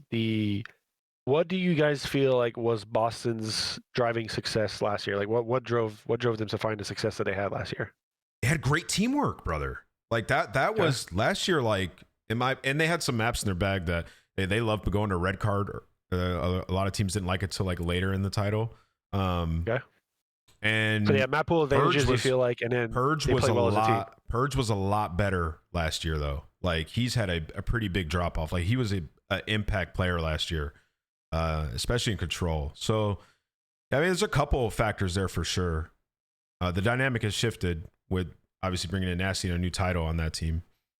But in your opinion, what did you think they did well last year playing against them? Yeah, I mean, we had their number every time we played against them because the maps, like, they're a really good vault hardpoint team, but we were a better vault hardpoint team. So when we played them, we knew we were going to get our good stuff. So, like, they might have hard countered some other teams with their map pools, but it definitely wasn't the case versus us. But I would agree, like the teamwork aspect of things, they seemed like to be an actual like team last year. Yeah. Like when they were going about things on the map and playing the game. And I would argue so far this year, granted we could look at statistics and all that stuff, and maybe slaying power is hurting them to get to a place where they can even make that come to light. But to me, the teamwork aspect of the game is most shown when you're trying to break a hill. Like if we're talking about hardpoint specifically. Yeah. And it doesn't seem coordinated like it was in the past. Like that's probably the first thing that comes to mind when I look at these guys right now. And I mean, if you're not, like, obviously you can win rotations, but if you're forcing yourself to absolutely win a rotation to have a chance to get time and get kills, and you can't break a hill, I'm sorry, you're not going to find success in this league. But the amount of skill and talent that teams have in shooting abilities, like, you're going to get broken at times. You need to be able to break back. So I don't know. It's hard to. Again, this is another conversation to me where we just don't know what's going on behind the scenes. Like, why are they not seemingly playing as one this year comparatively to last year? And I mean, I don't know. We can make a million assessments from the outside and think, but we're not really going to know the true answer. You know, I would also argue it's hard to believe that their scrims aren't, like, because they waited this long to make a change. I would find it hard to believe that their scrims have been going as bad as they have in matches. Is that a fair assessment as well? I think it's fair. I'm going to also rip up another Band-Aid here. Like, as you guys saw from the Bush video, like, there's just a lot of rumors that the people that are currently on the Boston spot aren't necessarily going to own it next year. Like, I assume that's not really helping out the situation either. It's probably just, again, as you've seen, like, they try to run it back. They did good in the season last year. The spark isn't there. There's a lot of external bullshit probably going on around that situation. And, like, yeah, it's just not creating a conductive team environment. And to your point, right? You got to be able to, like, put some of these things, like, you got to focus on what you can control. Like, just being on the surge to last year, and I'm sure everyone knows about the internet woos that we were having. Like, it's still on them as coaches and them as players to try and do the best they can with what they got, given the exact, like, you don't control what's going to happen 5-6 months from now, especially how sporadic things are in the league now. Like, you have to focus on the now. Like, the now is totally what, I mean, anything in life, really. If we're going to talk about this, we can talk about a life lesson, but I don't really feel like these are solid excuses or reasonings to having troubles because you just don't control these things. Like them as players or even as coaches don't control what happens on the outside. Yeah, like you're that. still scrimming. You still got matches, right? Like you can go in and perform. Like it's so I hear that aspect for sure. To me, I mean, dude, I think it's really simple with Boston. Obviously, there's something going on in the system. We can hypothesize as much as we want based on watching, but the SMGs aren't playing well. And until your SMGs are playing well, you're not going to find success. But you're getting hooped on by Abe here.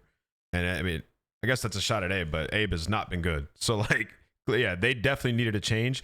You said on the flank that you guys said they need two-man change. I 100% agree with that. I would have made a two-man change as well, given the spot that they're in. So, yeah, I guess we'll just have to wait and find out with Boston. Do you guys think Spark moves the needle? I don't think we talked about that.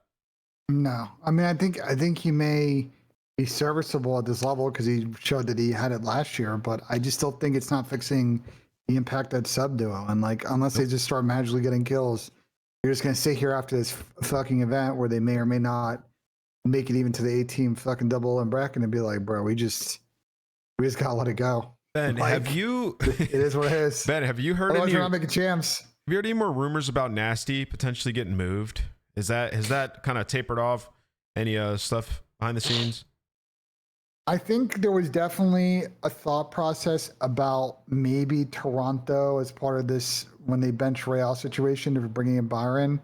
I'd heard that rumor. I just think it went nowhere. Maybe because, they didn't want to pay a buyout, or I'm not really sure. It would have made sense theoretically for Toronto considering their situation. But my guess is that barring a Boston fire sale, he's probably on the team the rest of the year. Mm. There's got to be some element too about if like Sparks coming in with a obviously fresher mindset in terms of not being stuck in the environment that they've been in. If things haven't been good internally, again, we don't know these things. But like whenever you make a team change like that, I mean, you've been there before. Like, I mean, back in our day, the team changes that were a regular thing for the most part. Like the fresh, like the honeymoon thing is a real thing to me. Yeah, it is. And the aspect of what that can bring can kind of reset your, I don't want to use the word vibes, but Passion. the team mentality, how they go, passion, things, how things go forward, the sense of like, it's not doom and gloom. We have an opportunity here to move things forward and have an impact on the team. And again, like this is like, we're not talking about this team like they didn't find any success last year. This team was actually pretty good last year. Like they got some good finishes and in a world where most people probably didn't expect them to. So in the same light now, I'm hopeful for them. I'm not saying that this one change will for sure guarantee them success. I think we'd be stupid to say that. But at the same time, I think there's got to be some potential for things to maybe turn the corner for them. And hopefully that this change enables maybe their subs to find more success. Because I think, what you guys are saying about the subs for sure, agreeing points. Like they definitely not have looked as good as they have last year. And I think a reason that their success here was because of how strong they were. Yeah. I mean, I see what you're saying. And I think the main thing for me is just like last year, remember they were really like competitive in S&D, like some series locking those down. I remember they had the Hacienda they loved going to where Purge will get loose. So like if Spart is a good search player, I mean, every time he's been in the league, his teams have been good at S&D. If he comes in and brings that, then yeah, it changes their game in that mode. That'll turn them around at least a little bit. And Cammy was like underperforming in S&D. Although I do believe search and stuff is a team stat. I just know what Spart brings to the table there. So for their sake, I hope it improves them, and for our sake, for Boston matches, because Boston matches have been god awful to watch. Did you guys see the rank clip of Spart playing rank where he was like snapping on everyone? No, where is it? That was like a month. That was like a month ago. It was. I'll find it. You're good. I know this stuff is kind of like normalized now because there's so many players that can do this shit on a regular, but I thought it was insane to look at. Probably looks no different than my POV. Ray just, he's not used to doing that. I mean, yeah, for Boston, if you're curious about their schedule, like they're 1-3 right now. They lost to Optic Thieves in Vancouver and beat Falcons. They have Carolina and FaZe this weekend. So okay, the Carolina match is massive. Like if you can go 1-1 this week, big. T9 in Toronto next week. Gentleman's G2 in Miami. Like they gotta find early victories because I think the last 3 are really tough. And to your point, Ray, they got to finally do like 4 wins. So they're going to have to upset some teams down the stretch. Yeah. Or, like if you lose to, because they've already lost to Vancouver, they don't have the tiebreaker on Vancouver now. So if they end up with the same record as Vancouver, it's a good again, point. 10th, 11th shit, they're fucked. Like they are the 11th seed. I didn't even think about that. You got to get one more win than Vancouver can. Okay, so guys, we're getting ready to do call-ins here in a second. So you guys join up into the Discord if you want to ask some questions. I'm gonna drop that, and we're gonna preview a couple of matches right before that, very briefly. So that's the link. Put it 3 times. Join up if you guys have questions for us. The call-ins have been on fire the last couple of episodes. It's been really fun. One match I want to preview and talk to you guys about is on Friday. Ben, listen, you were talking about good matches this week. I think we have some good matches. It's a bit better than last weekend. And we have the Falcons versus Vegas. Falcons are coming over a big win, or coming off of a big win where they beat, was it Carolina 3-0? And then FaZe are coming off of a loss to G2. So let's start with you, Ben. What are your thoughts on that matchup? And I'll pull up the head-to-head while you start things off. I think the problem for Falcons. What happened? Can you not hear us? Can you hear you? Oh, I can hear you now. I can hear you now. My headset glitched. Right. The problem for Falcons is they are a very predictable team in the vetoes right now. They need to have other angles of attack against teams because every series is got Colossus in it. Sometimes double Colossus, which will not work against FaZe because they'll readily play both maps and have a decent record on. Like, they got to come at it from a different angle, because right now my read on Falcons is they are fully a fucking momentum team. And as for FaZe, it's like 50-50 on the day with these online matches, like what version of the team they're going to get. So yeah, if you catch FaZe sleeping on a day, I can see Falcons winning this, but I think likely this is a 3-1 with Falcons maybe taking a map 2 or map 1. What do you think, Ray? I mostly agree with Ben here. I think the main difference maker between these teams to me is more the consistency that probably FaZe brings. Like, I think FaZe had an off match. What was the match we were watching? Was it last week? FaZe had one that was like, it just didn't show up. You're talking about the Miami loss or the G2 loss? I think it was. No, the G2 one was a close one. There was the one that was like not close. It's a Miami. It was the first series they played Miami. Yeah, the Miami one. That was a weird one. That was like an off day for them for sure. But I'm full on hashtag FaZe up right now. Oh, I think FaZe are balling still, dude. I love this team. I think they have sky's the limit for them. I think it's just once they figure out their kinks a little more and they can maximize how efficiently play the game, I think this team's going to be a championship contender on a daily basis. Their team is, listen, they have 2 X factors on their team. I think Draws has played really good as of late, so he's been less of an X factor, a more consistent floor. But like, if they get full blitz 04, they are like, we've seen in series, they just walk people over. If it's, more on the lower end of 04 where he really struggles to be an impact, like that's where their series get a little bit lengthy in nature. So yeah, so these guys played at the major, and it was a pretty close series, Ben. And you look, they ended up getting Blackheart and Den. Are we gonna see those maps again, you think? Yeah, FaZe has been playing more Blackheart, looking good at it. Pretty sure FaZe picks it. Yeah. I'm not mistaken. No. Let's see. Yeah, no. I could tell you. I don't think FaZe picks Colossus, but I don't think they shy away from playing it. But I'm pretty sure they pick Blackheart. Could be wrong.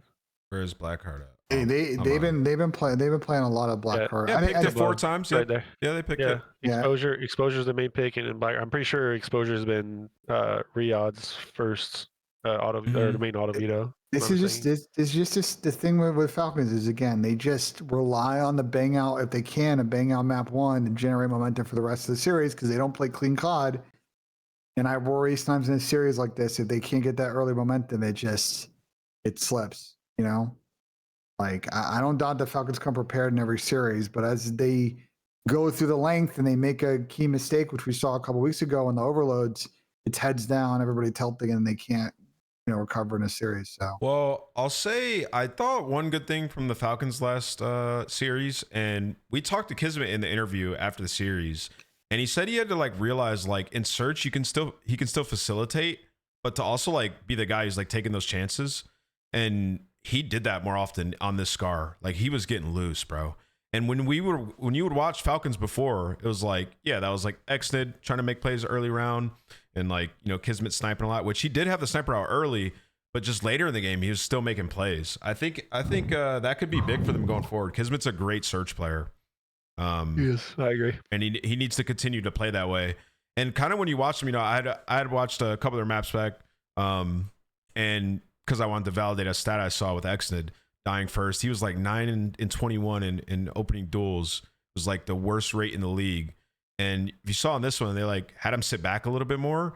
And like oftentimes on Scar, like he'd be trying to either make a play through plane, or like on offense, he'd be the guy by himself, motel, while they're trying to get information and end up dying. Just didn't happen too much throughout this one. And it worked out well. So I'm not like, as much as like Ben, you say they don't play the game the right way, I'm noticing like clear improvement on some things that they're trying to look at. So I feel like Riyadh is progressing. I agree. I think they're in a good spot. And we just watch match to match. They're getting better, bro. They got Clay, dude. Like, there's no way these guys don't get better as long as they're like working together and listening to each other as a team. Like, they're gonna improve over time. The talent is not what's missing there at all. Mm-hmm. I think the only thing that's subject to like still discussion is just the consistency aspect of this team. Like what they show on a daily basis seems to be somewhat different at times. But once they figure that out, bro, I think these guys like they're gonna be a contender for sure. Yeah. Absolutely. Yeah, the only thing I worry with Falcons is just if they don't improve, and it's again like they just end up being a team that just finds a way to just lose mass with stupid mistakes, and they just go into the stage and get another top 8. Like, what do they do? Because I don't think that's what this team is being paid and come out to do, to just be But they were one map away from like going further in that. Like Falcons are having a good season, bro. Like they're having a good season. Yeah, but if you get back to back, like, and this is we're talking about hypothetical here, but like, sure, they just have back to back meta placings. Like, are they just like, yeah, we'll let it play out? Like, I don't know. It's an odd one, bro. My worry is they're not as you guys can tell. Like, you just watch them play. Like, they're just not as disciplined as the other fucking top teams. Like, the other top teams are a bit more buttoned down, can kind of handle the marathon. Like, Falcons are hard work, effort. They get off to a good start, like have energy at the top of a series. But no, I agree with you for the most part. They can't execute; it's a problem. But they're just clearly like progressing to me. Like if it was a thing where I felt like they were like stagnant or not improving anywhere, I think I would be fully on the same page. But I think that there's this team can figure it out. But yeah, we'll see how this plays out for them. I mean, obviously they need a good placing here for sure. Like if they get top 8 again, like you said, then yeah, they'll probably entertain the thought of making a change. But I think they're in a good position to get a top 4. Personally, I think it's possible. All right, so I'm skeptical. I'm gonna be honest. My prediction for Falcons, they get T6 or T8 again. Yeah, and again, it all comes down to like how that happens. Again, right? Like you lose a game 5 to a phase. It's like, oh shit. Okay. All right, so let's talk about the next match, the Saturday one. Major is going to be way less. I guess random because there's only 8 teams. Yeah. Right in the bracket, so you're gonna the placing this major should be more or less where you belong because you're not getting bracket cheese in any way. Good point. Yeah. So, all right. So on Saturday, I'll just hold on. Can I finish one thought, Ray? This plays out like champs though, because like again, if there's an upset and there's a weird losers round 1 match, maybe there's a little variance there, you know. But but it's never seen T8 and T6. You still have all the teams that belong at the top, so you're not getting like you're not encountering like I don't want to put down Boston in any capacity, but like for example, if like major 2 last year where we played Boston to make it to top 3 because they beat Thieves in that second match. Like that's the kind of stuff I'm more exposing here. Like I mean, I guess it can happen anyways, regardless, like you said. But I think there's way less chance of something like that happening when there's only 8 teams in the bracket rather than. I agree. Guys, the key thing with Falcons, phase G2, Toronto, Miami, Thieves, Optic, and they finish in Vancouver. They have the hardest stretch.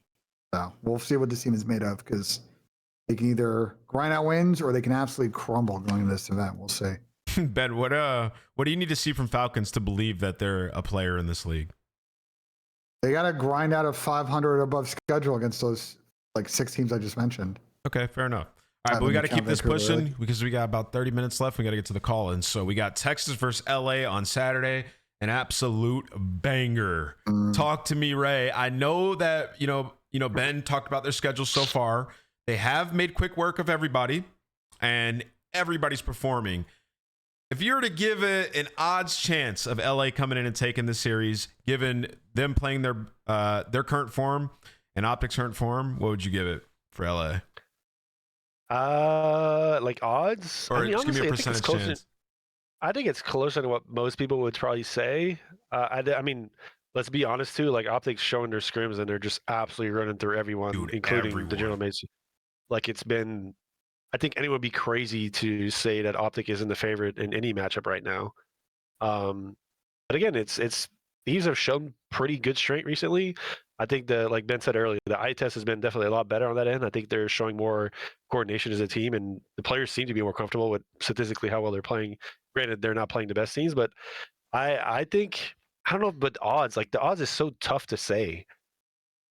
I think Do it's you want, the do you only want, do you thing. want to know what they are? Yeah, The what are the only actual difficulty odds? for me, like the only difficulty from looking at both teams play again is like, and again, I'll die on this pace hill till the end of times right now with the games we're playing, but Optic just provides more pace on the map than Thieves do right now. So if I had to say, like, if both teams play to an equal level, to me, pace is a determining difference, which then Optic probably has a better chance to win, even if they don't play all of their best. So I don't know. That's just from an outside perspective. I'm for sure extremely excited to watch this match. I think this is going to be probably. Honestly, like we're all talking about like how annoying these online matches are. I think this might be the most exciting match we have all year from an online perspective, just because of the recent change from Thieves and Optics form. So I think this is gonna be a banger. Because it's the ultimate of like, are Thieves actually nice? Like Right. it's so perfect. And Optic are like in form. Like they're playing well They in are. search. Yep. They're on an overload crazy streak. What is it, up to 9 now?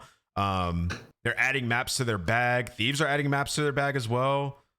This is gonna be a banger. Optic are the favorite without question in my eyes, just because of, I mean, obviously, they've been playing well all year, but the overload is just such a huge advantage in every series. I think Optic versus Gentlemates play, I'm picking Optic like for sure. Like if they played tomorrow. So yeah, I can't wait for this one. Ben, what about you? Well, the potential wild card is if they actually execute the idea that I was talking about on Twitter the last couple of days. We'll What's see if that? that happens. If they end up playing in the same room at the hex cores against each other face to face, we'll see if they actually do end up pulling that off. That I agree with you guys. I think it's tough to really pick any team against Optic right now in respawns. They've kind of just cooked everybody. The opportunity for Thieves is always in the searches, because a couple of these S&D maps, to your point, and this is a weird search game. It's a bit more of a pack S&D game. It's a bit more of a mid-round read. Like you can come in and have some like set plays or nades you want to throw to try and get early bloods. Like a lot of this is make the right plays off of info and not get caught out being singled. Yeah, And like we've seen that happen to Optic a few times. Has Thieves rapidly improved in S&D, because before the change they were fucking awful at it. If they can find, the search early in the series, 1-1, go into the overload, you steal one of the respawns, go game 5. I could see them winning it, but I would not pick them. I'm probably going to pick Optic, probably 3-0, 3-1 in this one if I had to make a prediction. Bro, all of a sudden, Thieves got a little bag now, Ben. They're playing everything, bro. They're playing. Pago said in an interview, Pago said they don't really even know what their like best maps are, so they're gonna like sprinkle in a bunch of different things to try and figure it out, which I think is, that's awesome to see, especially since they've been winning all of their, if we want to call them test maps, I don't think there are, but like they're definitely showing versatility in how they go about their map pool right now, which is could be something that helps them beat some of the better teams too, for sure. 100%. Yeah. And what a great problem to have. We don't really even know our map pool yet. Like we're just kind of winning everything. So that's good.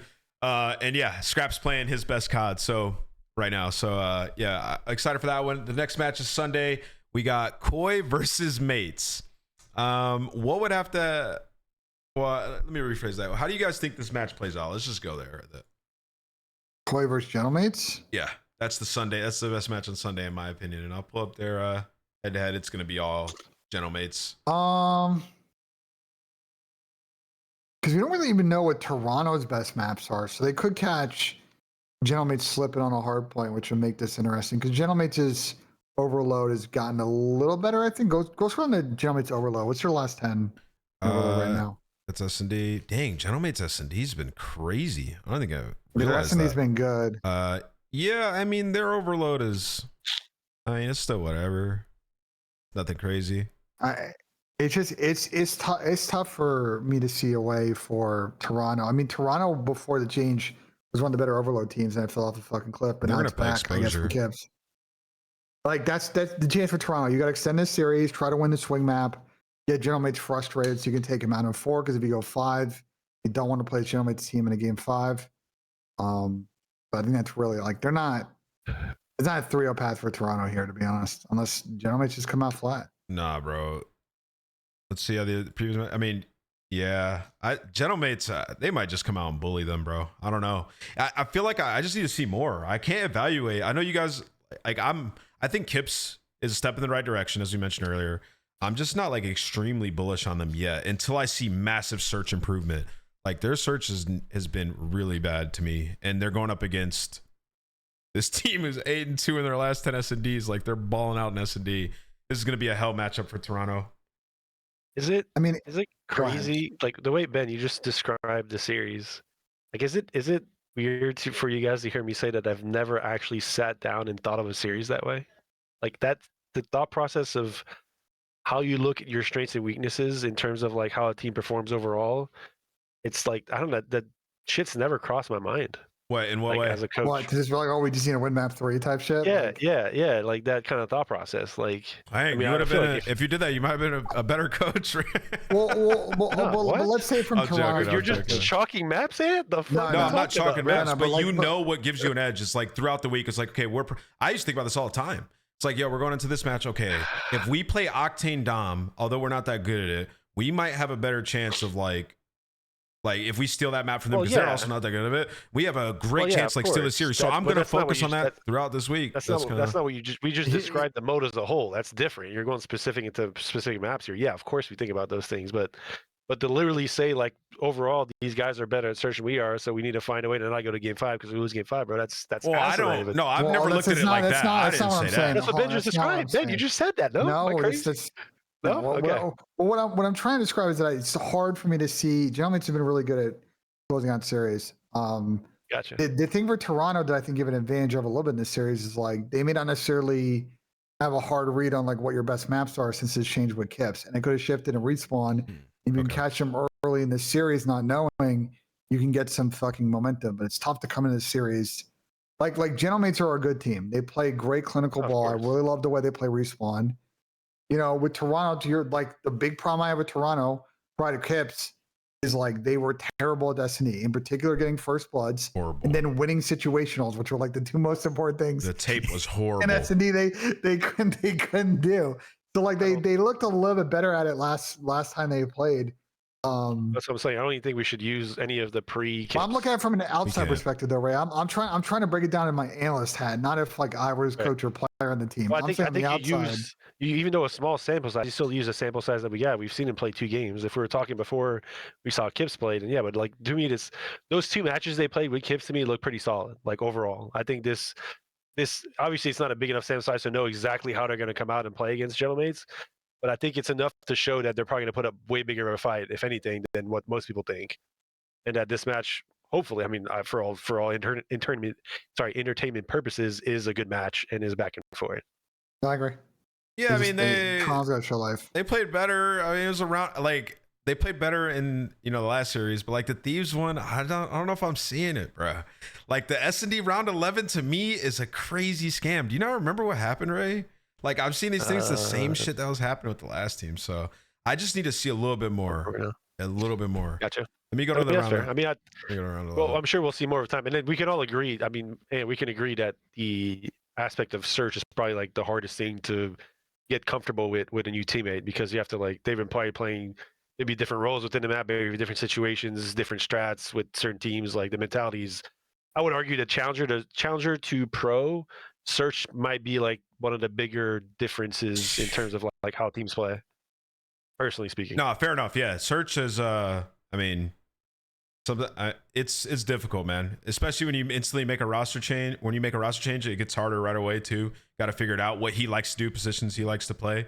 So it can take some time to me to improve. Yeah. But the only thing is like they were bad at S&D last year too. So it's like it's not like this was just simply a Real problem. Yeah, that's fair. You know what I mean? Like this is like a whole. This is the core 3 issue. Like, gotcha.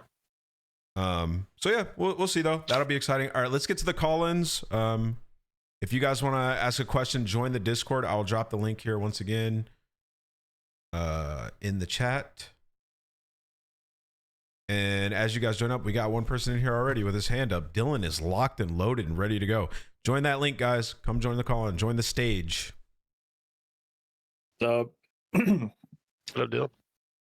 all right, I got two things. I'm gonna let Benjay go on his rant about the format because I absolutely hate the format as well. We either got to see more games, like meaningless or not, like the 50 game, 25 game split, whatever, or like online tournaments. The second thing is like I was sitting here thinking I'm working for a company like Activision that seems so I guess they have to innovate every year, specifically with COD. That if you look at the league from Cold War until now, format wise, schedule wise, what's changed?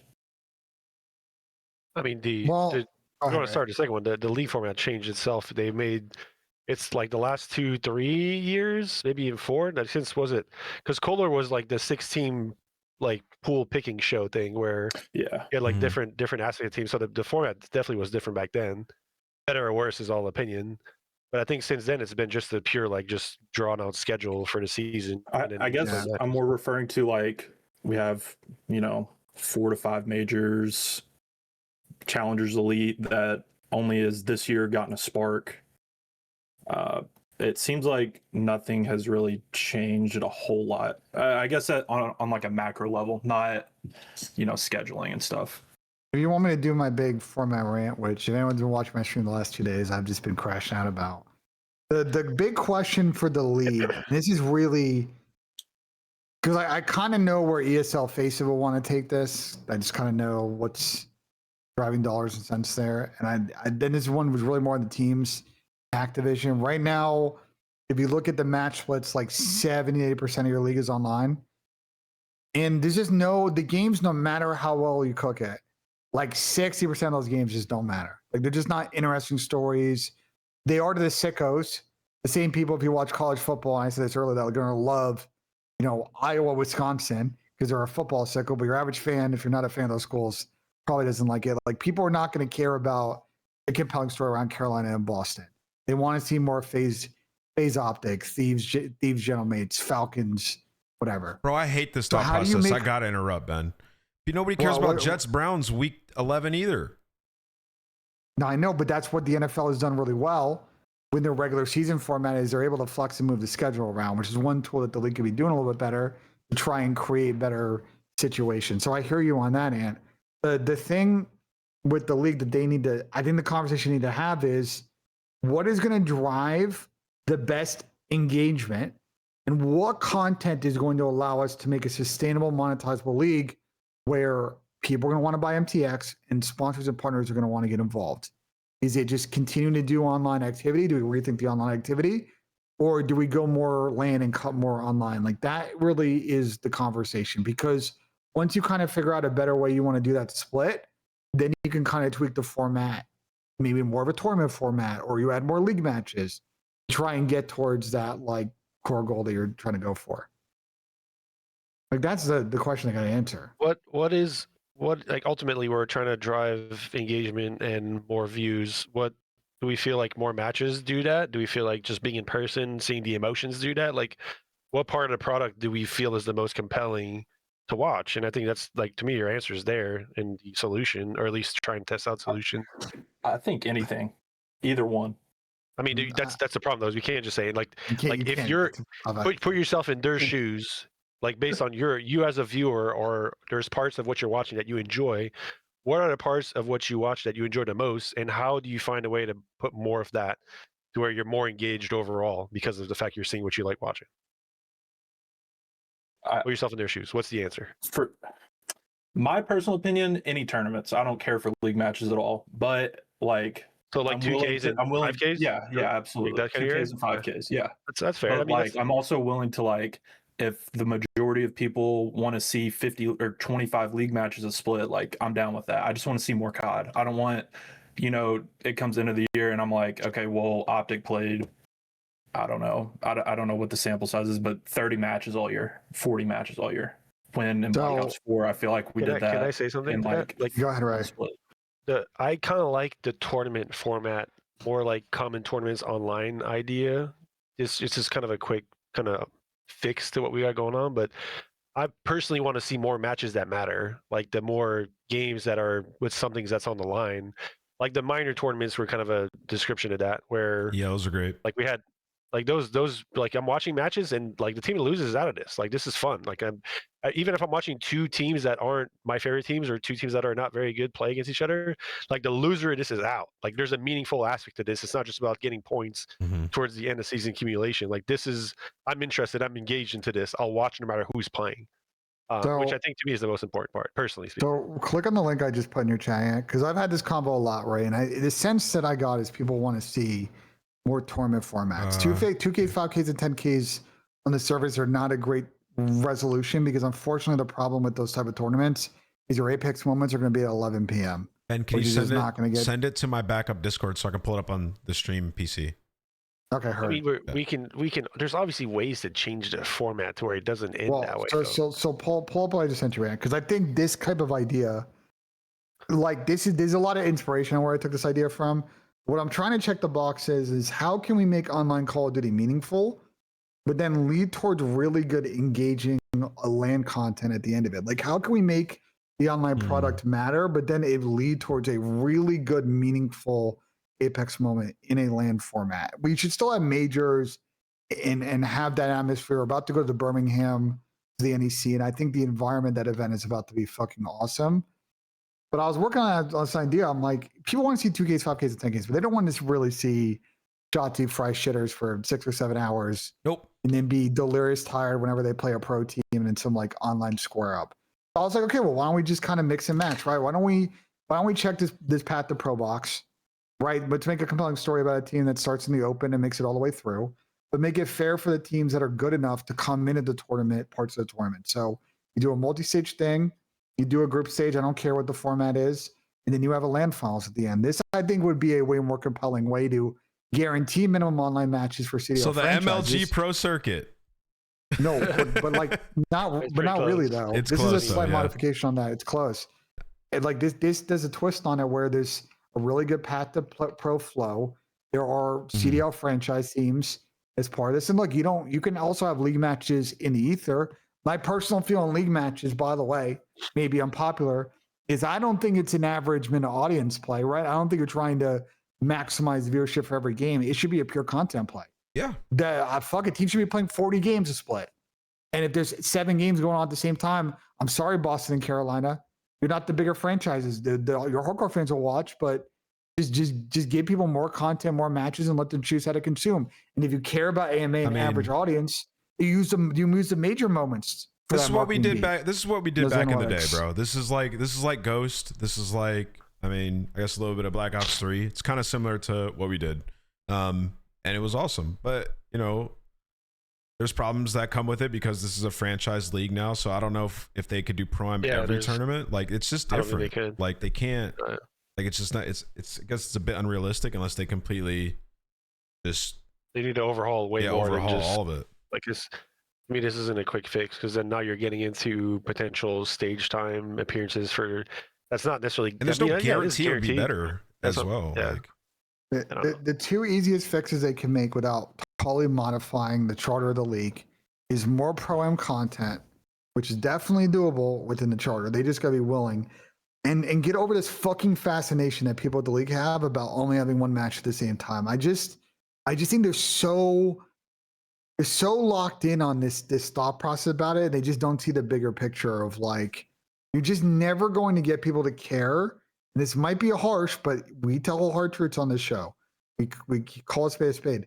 You're just not going to create a format where people are going to care about the teams that suck and the franchises that don't have fans.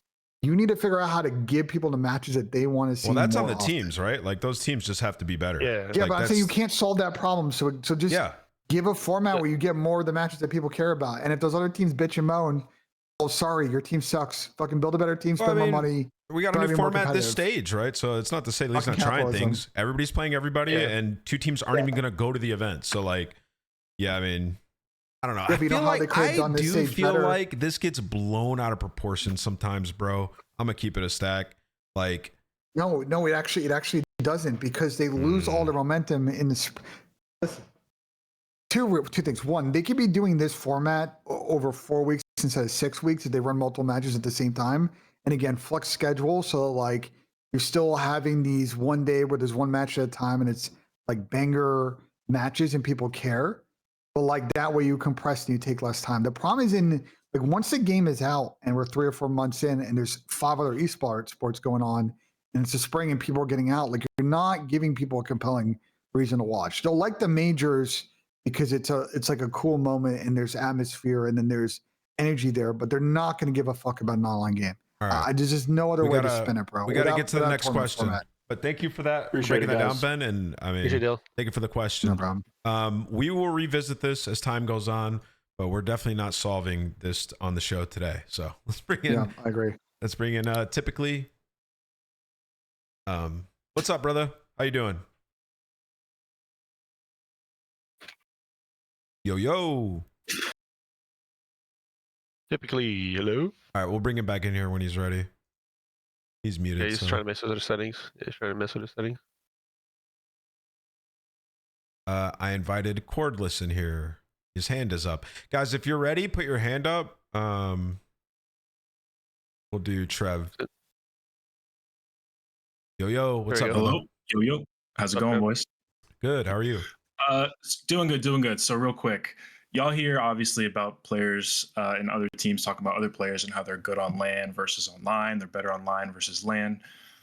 With 10 out of 12 teams in Texas, do y'all think that kind of eliminates the LAN team stigma, or is the whole better on LAN thing just based off of like the noise and the face-to-face match? You know how like some players will thrive and some will just kind of throw up the bullshit.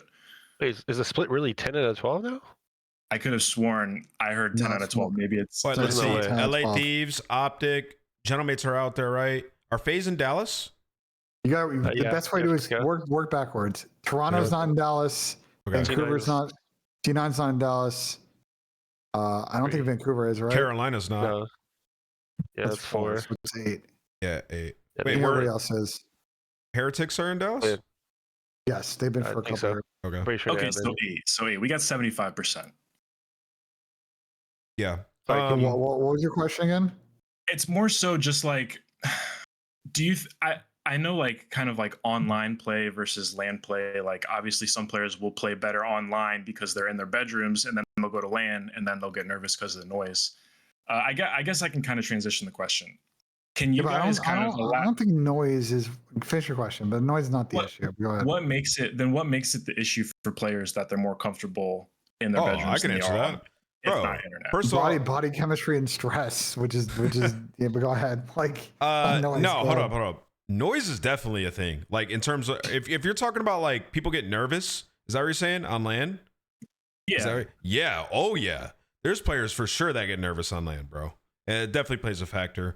But yeah, I mean it's really the pressure, bro. It's like you get to LAN, you start in like a loser's bracket, right? Or you get smoked on that first map. It's a little bit harder to recover than it is in an online match, right? It's a little bit harder. And some players handle that pressure better than others. And that's really, I mean, it's simple enough. That's really what it comes down to. There's players that thrive under that pressure that will actually perform better with it, and some that can't handle it and then start like it takes space into their focus, into their minds. I mean, we could say this about like even professional sports that have players that do well in their come up to being a professional and then don't show up the same level of output once they get to the professional stage. The stage is just bigger. Like the lights are on, everyone's focus is on you performing when it matters the most, and majors is where it's at. So whether you like it or not as a player, even if you don't necessarily think of it that way, your body reacts to it in that way. So like a lot of these players just don't seem to have. Personally, I think my experiences, and I'm sure a lot of these guys a lot of the players that are playing now probably compete in other things except Call of Duty growing up, and that kind of prepares your brain to kind of handle that kind of pressure. But some of these guys just never really felt it outside of what they're doing now, so this is kind of new to them, and they have to find ways to react and absorb that pressure in a way that's actually positive and not negative. Yeah, and also like it's you got to be consistent in your approach, and you know some people will ramp up their energy on LAN, or it'll lower and they won't calm as much, right? So like there's some players who do a really good job of just remaining consistent from the way that they approach it online to LAN.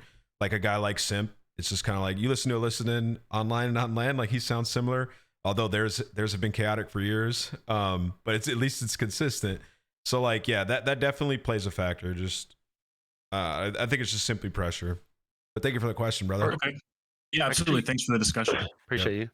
Actually, something else that he brought up, that he talked about, that kind of spurs something in my head. I think I can't remember who brought this up, but do you guys feel like it has an impact to all play in the same room or not? Like on a daily basis, like I teams brought that have that up about offices. Carolina. Remember, I said you need to get them all in the same room. I was right. Do you feel like that actually makes a difference? I do, yeah. I personally do, because I remember when we were. I mean, I just always draw back to my experience. It's all I can go off of, right? Otherwise, it's just BS. Of course. When I was playing in Ghost, to that point in my career, I thought I was, pretty good at COD. I played for a while, but like simulating like on LAN, like together with us in the boot camp going into champs was like the greatest thing we've ever done. Because like it just got you ready, right? I think that was the first boot camp I ever did. It was great, bro. Getting those reps and like just looking over and talking to you in between rounds, right? Like that type of shit helps a lot, especially for a young player, bro. Like, yeah, but you technically besides the looking at each other aspect, you still get to communicate in the same way when you're practicing online. That's more so what I'm getting at. Is like, do you feel like the physical presence actually makes a difference? I do. I mean, like I said, I'm just gonna go off my experiences, bro.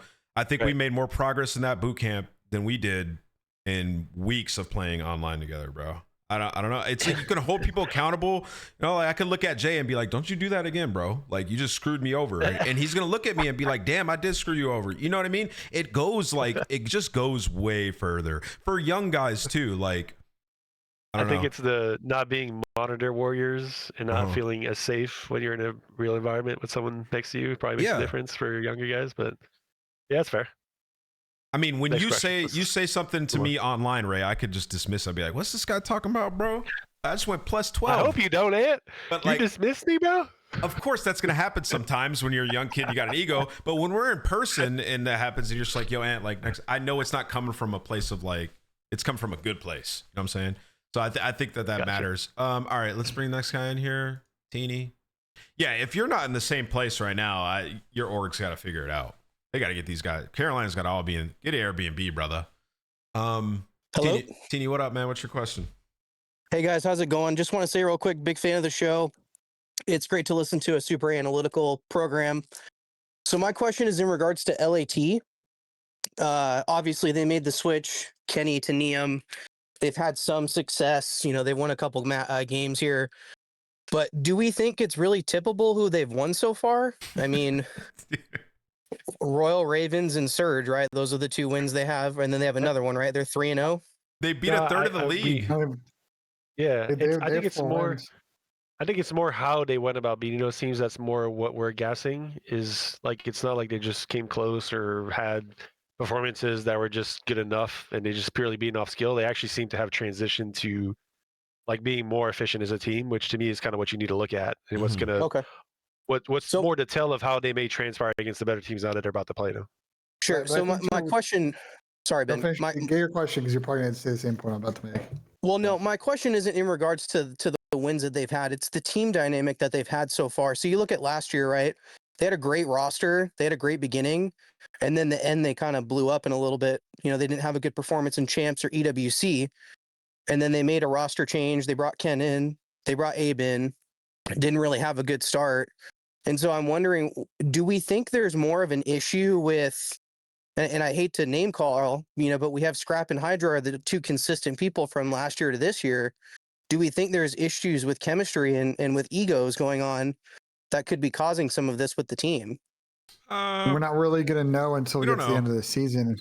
Because if they just have 2 years where they just fumble at the end and then it's like to the point where it's the offseason, they don't want to team with each other, then we'll know something had happened there. I think people, ex-teammates of Paco, have said that, he has a style that he wants to play. And could there have been some tension last year with Dan and Dill and sort of thought process how they want to play? Maybe those guys are all got pretty big egos too. Like you never know. But I think with regards to the team in front of us now, right? Like I think with Neum for Ken, there's a little bit more. They make way less mistakes on the map we've seen against these teams. To Jay's point in chat, Study's point in chat, they're going to step up in opposition for the next few weeks. When the adversity hits, when they get into more mixier series, they're still doing the same thing. We'll see. And the nice thing for them, It's not like the event's next week. They're going to have 3 or 4 weeks now to work through those issues and be a contender at Birmingham.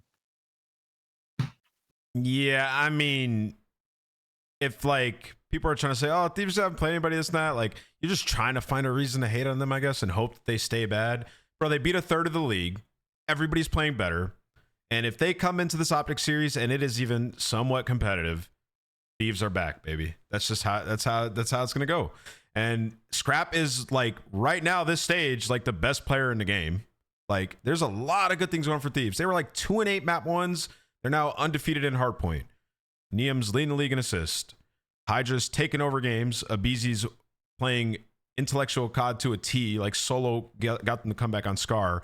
So at least through these matches, they're beating everybody and they're playing great. So I think Thieves are in a great spot. Like I'm going to give credit where credit's due. We've been really hard on them. It's not an easy thing to drop a guy like Kenny and like find a replacement. And it seems like they found a replacement who can come in and play good COD around them. Yes, Jay, schedule's been a cakewalk. Still beat a third of the league. And you've 3-0-3-1 all of them. And Scrap is balling. Yes. But do you guys think for consistency's sake, with Royal Ravens, right, they brought Exceed in and they had a great stage and then they went to the major and they got smacked on. So do you think that same argument should be applied here to LAT? It's like they beat 2 of the bottom of the barrel teams. Yeah, they had 1 good win they have so Scrap, far. But Abizi and Hydra on the team, bro. Sure, it's a I bit understand. different. I understand that, and I'm not hating on LAT to hate on LAT, but I'm just saying if we're trying to be consistent across the board here, 2 of these wins don't really matter because those are 2 teams that are going to get door dashed at the major. Yeah, but there's nuance to the discussion. Can I take this one? Yeah. It's irrelevant. The thing with these in stage 1 is you watch them play. They made a lot of mental mistakes on the map, and every series is gritty. And some of that is a product of still learning the game, and some of it is just bad team COD. You watch them play against these 4 teams they played. Yes, I know they're not Optic or FaZe or Gentlemates or Miami, whatever. They're still playing good team ball. If they do that against top teams and shoot back, they have a chance to win those series. So yes, we still need to see what happens against those squads as they get away from the game. But they played who's in front of them, and they have played well against those teams. Wait, considering the experience, considering the experience to the point of Ant, I just don't think it's going to get away in the way you think it does. Carolina is one of the least experienced teams in the league going into that fucking event. Like I don't. Teeny, who are you a fan of? Like who's your team? Well, I mean, I like Optic and I like LAT. Got it. I'm not one of those like hardcore Greenwall guys that gets a hard on every time they get a win. Like I like seeing other teams do good in the league because it makes it competitive in the long run. Yeah. But I'm just saying, like, I loved watching LAT win last year. I thought it was great. But then, there's an issue going on behind the scenes. I think that's more than just finding players that fit. So I'll say this: they won 2 championships last year. They ended up losing.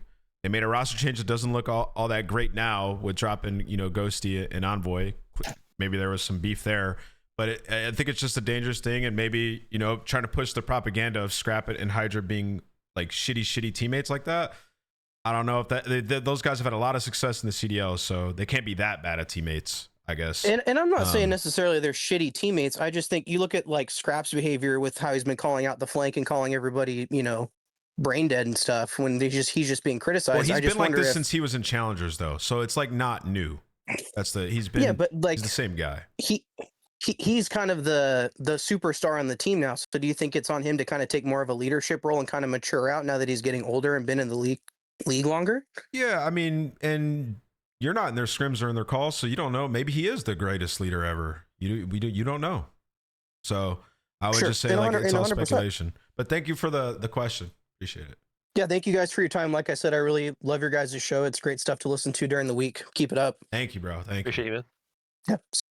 Yeah, I mean, maybe, dude, we have responsibility, pushing the propaganda like that. Like, because I was staying out of that one. Ray, like I'll keep my hands clear on that one, bro. Yeah, sorry. It's like, you're good. You guys want to I live for calls like that, bro. I live for calls like that. There's just nothing good. It's just, listen, I get that people want to talk what's going on in the room. We don't always get clarity into that, but I just think we should see what's in front of us with these, which is they have a lot of promise with Niam. Let's see more from the team. Yeah, he clearly just. All right, what's up, Rays? How you doing? Wait, can you guys? I'm on my phone. Can you guys hear me well? Yeah, clear. All right, so I'm going to ask my question, and then I'm going to listen to you guys' answers on Twitch. But my question is, sorry for my language. When are we gonna stop going through this reoccurring theme of bullshit of like last few years arguing about how the format's bullshit or the players not getting new maps in, or we're not using like it's the fact that we're not using like active camo and search and like trying new things to make the viewership better. And like, when are we gonna stop like putting blame on the players and not look towards like the bigger head of the league, like Daniel Tise? Like, how long has he been here? And like, How do people this keep shit has pronouncing not Daniel changed. Say, bro? Yo, How do we keep mispronouncing his last name, bro? It's Say. Like, Wait, what? hold on. Hold on. I'm trying to understand the question. So when are we going to stop saying these things? Like we keep on asking these questions for years, but like on different podcasts, like this podcast, the watch parties, the flank, the breaking point, everyone's going over like, oh, we need to do this format, we should try this, but none of that shit never ever happens. I mean, there's problems and challenges where teams who just won the event are getting forfeited because of bullshit. Hold on. Stop. Chill. Anti-cheat system, like relax, you know what I mean? Like, relax. It's okay. We're actually having a new format this stage. I don't know if you've noticed. Everybody's playing everybody. 2 teams won't be at the major. I believe it was last year they introduced minor tournaments. So like they add stuff. I think it's just the nature of the community that wants to see this thing grow, that there's going to be a ton of suggestions from people who are involved like us in ways we can always be better. But to say that like, you know, we talk about it and nothing ever happens, it's just not true. So at least start from the point of... I didn't mean it in like a total... Are you referring to like the GAs in general? I'm referring to kind of like everything. I'm not just talking about like formats. I'm talking about like new maps coming in. Like for the last 2 years, the first two majors, we talk about, oh, this map is good, that map is good. And then like Benjay, most you talk about, oh, like players are not willing to try these maps. And then they're like, oh, it should be up to the league to force these maps on players, but they like, you know what I mean? It like rarely ever happens. They did last year. Like, why aren't we doing it now or like earlier instead of later? And like, why are we not forcing like new metas or like a different meta into the game? Like, why are we... It's just we argue about the same things, whether it's like format or GAs or challenger stuff. And like it either takes way too long to get it done, even though we have multiple people who have been in the scene like for like years. Like Nameless, you've been in the scene for God knows how long, and you preach all this stuff and you basically work for the company. It's like I don't understand why this stuff takes so long or it just doesn't get implemented at all. And then we end up, people start, you know what I mean? They start saying like, oh, the players they're babies and crybaby cheese and stuff. But like, why aren't we putting it more on the league to get this done earlier or at all? Like all the stuff that we really just argue about. You guys go ahead. I took the last one. Go ahead, guys. I'm going to just soak this in for a second. I think it sounds like you're kind of asking why the decisions from year to year are inconsistent and the decision making of what goes on in the game. Yeah. That's what I mean. I'm just trying to come down to like an actual. Is that kind of what you're going at? Yeah. There you go. Okay, that's fair. I think a product of it is like the difficulty in making everyone happy. Like having been on the other side of this and being part of the teams. Like I think it was last year specifically, some of the changes that were made early in the season were based off was it the vetoes and the statistics of what teams had played and whatnot. And I think a lot of people find, I mean, everyone's gonna have different opinions on this, and the players themselves and the teams themselves, and at the end of the day, they're the ones competing. I think there hasn't been kind of a fine-tuned fix that makes things to a place where at least if you're not happy with it, you're gonna accept it. And I think until they figure out whatever formula that is, and I mean, honestly, we've heard. I think the one that seems to be keep recurring is make like a not a union, but like a board of people who are making these decisions, where the players have a say, but the board ultimately is the one that makes the kind of the end call. That's the only one that I've heard that seems to be like, okay, this probably makes sense, and I'm assuming the players would be okay with this to a certain extent. But at the end of the day, you're always gonna have players that aren't happy with certain things, even when there was changes, like the same thing we were talking about now. Last year, when there was what was the map poll? The first change that happened last year was rewind hardpoint, which you brought back in the middle of the year. Yeah, we took away a map that honestly nobody really complained about, and the decision around it was the logic around, or it was just facts of which team had played the maps the most and which teams plays that haven't played at all. So like there's different formulas and ways to go at these things. I just don't think we've quite figured out like the best way forward. And I think once they they figured it out to a place where, again, I don't know if we'll ever be able to make everyone happy, but at least get everyone on board with it.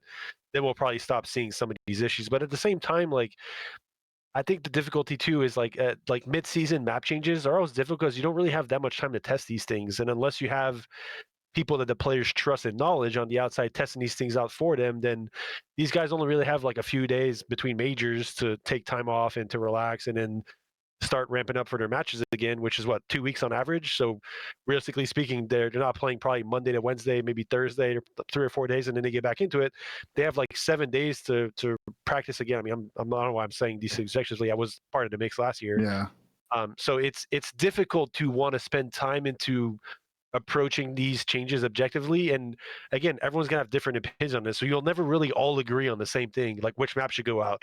If we want a new gun, is this gonna actually make sense for everyone? Because at the end of the day, they're all competing, they all want the best for themselves and to have the chance to sustain and be competitive. So if some of the changes, for example, if I don't know, let's say like last year, for example, like our best hardcore map was Vault. If they had removed after Vault Major 1, we would have been pissed because that was our best map. We didn't feel like it was a bad map, but some other teams may feel differently about it, whether they're good at it or not. So this is where the difficulty is with mid-season changes. Here's the problem, Ray, because I agree with you, because the league and everybody involved does not make informed decisions.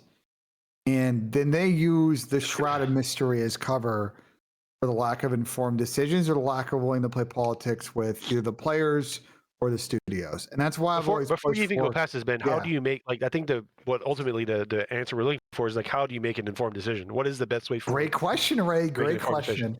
I think the best way to do it is the idea I pitched for a long time, which is you need to have and do what is done in sports and other esports, a competition committee. And listen, there are times this committee is going to meet in an NDA, like in a confidential fashion, in order to discuss things that would be suitable for conversations with the studios.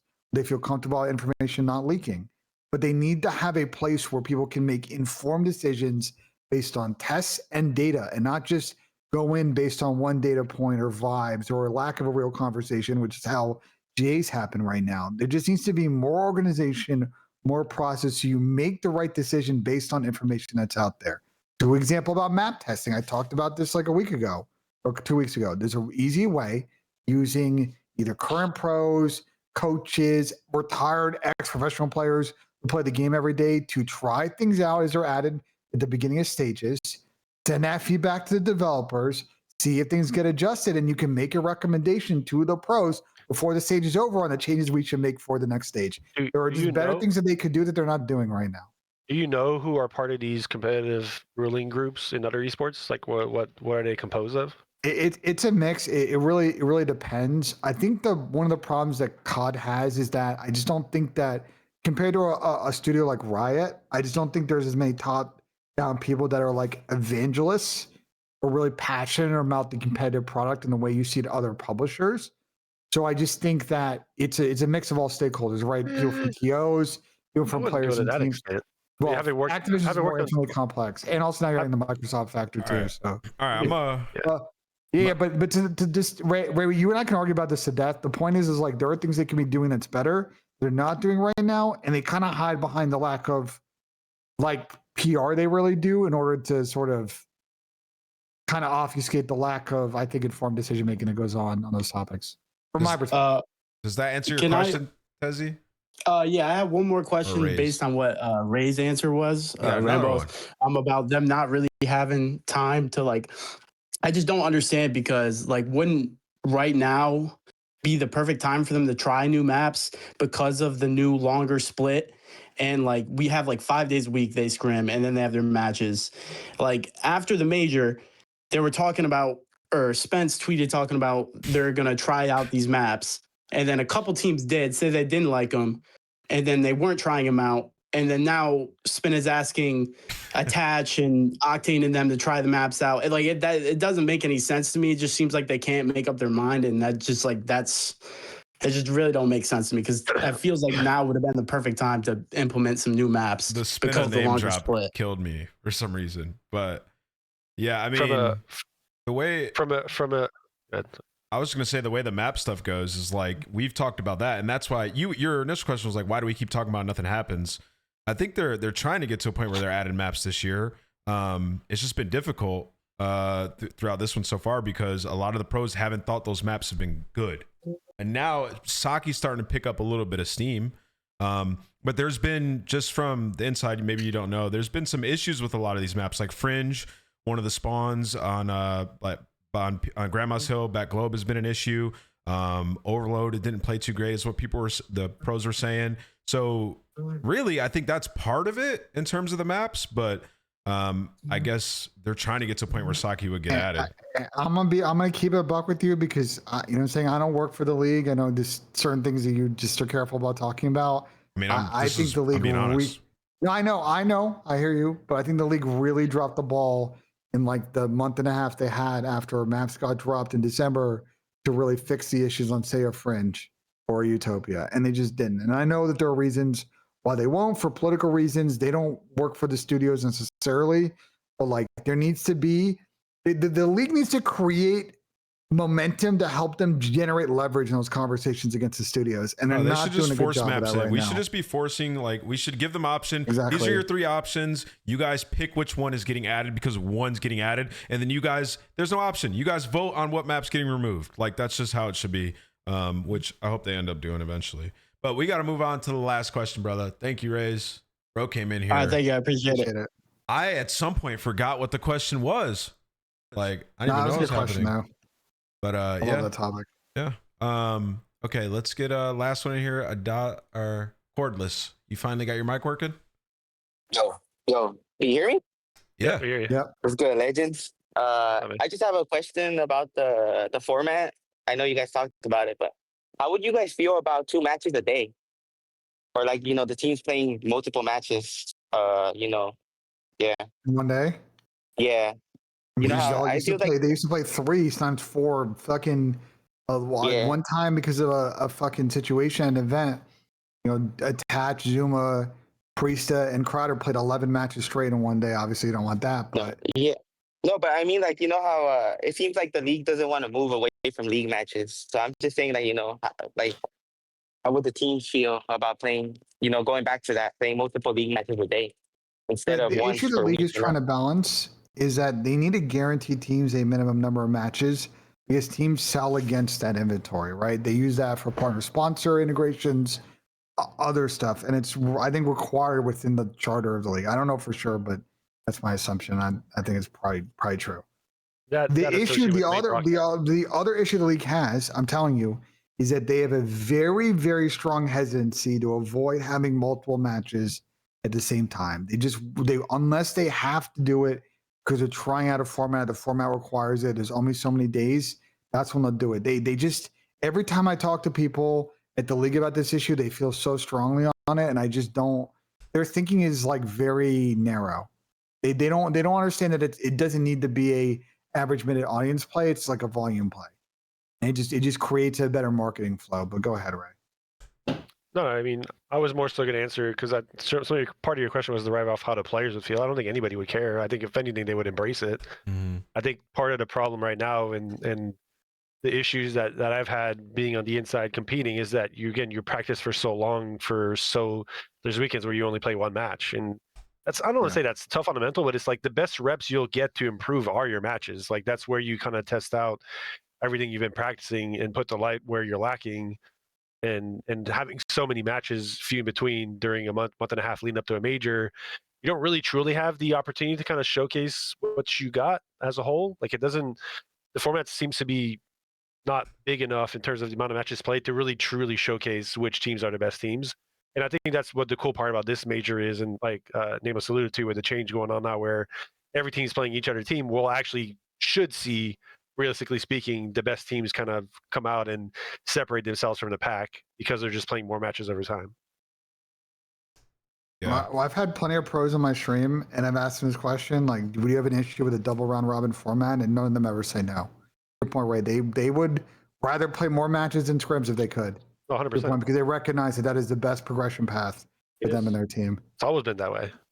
But then the next day you'll have Shotzi or somebody come out and saying online means nothing. So there's push and pull to all this, guys. I mean, there's like I don't know. I think it's yeah, but I don't know what that has to do with the other. I mean, sure, you're saying like matches are important. Well, having more just be them saying, have shots come out saying these matches don't mean anything. They don't mean even less if there's like a shit ton more. But do you know why Ant's saying more that, and more though? people push that prop recently. Yeah, but do you know why Ant's saying that, though? His context is very important. They feel infinitely confident that they're the best team in the game and like they are better than everybody. It's driven by like that belief. It's not like, what I'm saying? I don't think it's another side of that argument necessarily. I think we need, listen, the more matches thing, I don't know. I like the idea of having just more tournaments sprinkled in the season. Whether it's online I like that too. or getting people into, I don't know, somewhere in Dallas to play a tournament for a weekend, where we broadcast that from the studio or something. Like, I think that's where we need to get to. I think people overcomplicate it, and like, there's going to be problems. Like, you add a ton more matches, like, there could be problems with that. So we'll see what they end up doing. They're trying new things this year. Realistically, though, you think like the league would move away from league matches, though? Because I don't think they would. I mean, I think, all right, if there were just no league matches and there was like 2 online tournaments before Major 2, would you enjoy that? Yeah, that's a good question. I mean, I don't mind league matches. That's why I'm saying. I think everybody needs to ask themselves that question. If they all got removed right now, would people enjoy that? Or would people just enjoy like a format similar to what we have now, where there's stakes in the actual split, 2 teams aren't going to be there, and 4 have to play-in, and then what if there was just a tournament next week where they played out of somewhere in Dallas? Like that, to me, that's the best case scenario. You get content from it, you get a tournament, you still have the league matches, and there's actual stakes for those league matches. So I think they'll end up getting somewhere eventually, some middle ground. But thank you for the question. And thank you. Wait, did Joser already come in, Ben, Ray, or no? No. He didn't? No, he came in the previous shows, but I don't think today. We'll bring him back in here. We get in with Joser. Yes, sir. Joser, what's up, brother? This question kind of made me think about, what if instead of just doing 3 days like weekend, what if they do like Tuesday, Thursday, Saturday, or Monday, Wednesday, Friday, Saturday, kind of like throughout the week, and not just compiled into 3 days back to back to back? That's a great question. I will say, I think part of the factor That's a good question.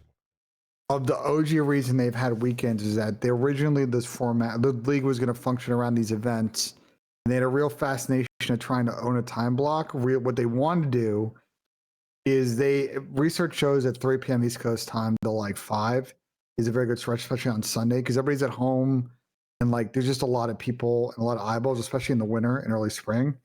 And I think they were trying to own that time block, and they've still kind of stuck to that thinking, also trying to navigate, not trying to counter program themselves with Overwatch League going around at the same time. So could they change the day split? Yeah, but like when you start to move away from the weekends, like people have shit going on during the day, Tuesday, Wednesday, Thursday, Monday, etc. So like you got to be mindful. You're playing 3 p.m. on a Monday. It's not going to be as much viewership as 3 p.m. on a Saturday East Coast time. Yeah, what are we really fixing with that? Vita said in the chat, and I agree. Like, what's the solve with spreading out the content through the week? I don't know. Okay. Fair enough, Thanks for the question, Joser. Appreciate it. Fair enough. Like, yeah. All right. Yo, great episode of the Codcast. I appreciate you guys, man. This is a good episode. I was a little tired today, but we got through. Covered a lot of great topics, and next week there'll be some good ones as well. Obviously, we got those matches that we talked about in the preview. LA Thieves Optic, I think we all agree, is probably the best match this weekend. So if you guys might do the show without me next week. I'm in Colorado Tuesday and Wednesday, brother. So you guys might be you two next week. Bring a camera, We'll brother. Hop in. Why don't we just do it Monday? Oh, we could. Yeah, but you're gonna record it too, and I'm gonna be coming off the mountain like dead tired. I don't think you want me in those episodes, bro. All right. Well, we'll text I think I can miss the week. I can be you and Ray show. Yeah, we'll figure that out. Yeah, maybe me and Ray just sit down and just break down VOD the whole time. Jay's in chat. You want to join up? Yeah, Jay will join. That'd be a good squad. That'd be a good squad. We'll do that. We just need Merc. We need Merc coming in for the for the full vibes, right? And then if you guys are in chat and you're watching this, make sure you lock in on the Optic LA series. We're gonna spend a lot of time talking about that, I assume. But yeah, appreciate you guys. Leave a like, and we'll see you guys in the next one, man. Thank you very much. Please. Hey. GG's. I'm gonna head off right now. I need some meds. I'm dying.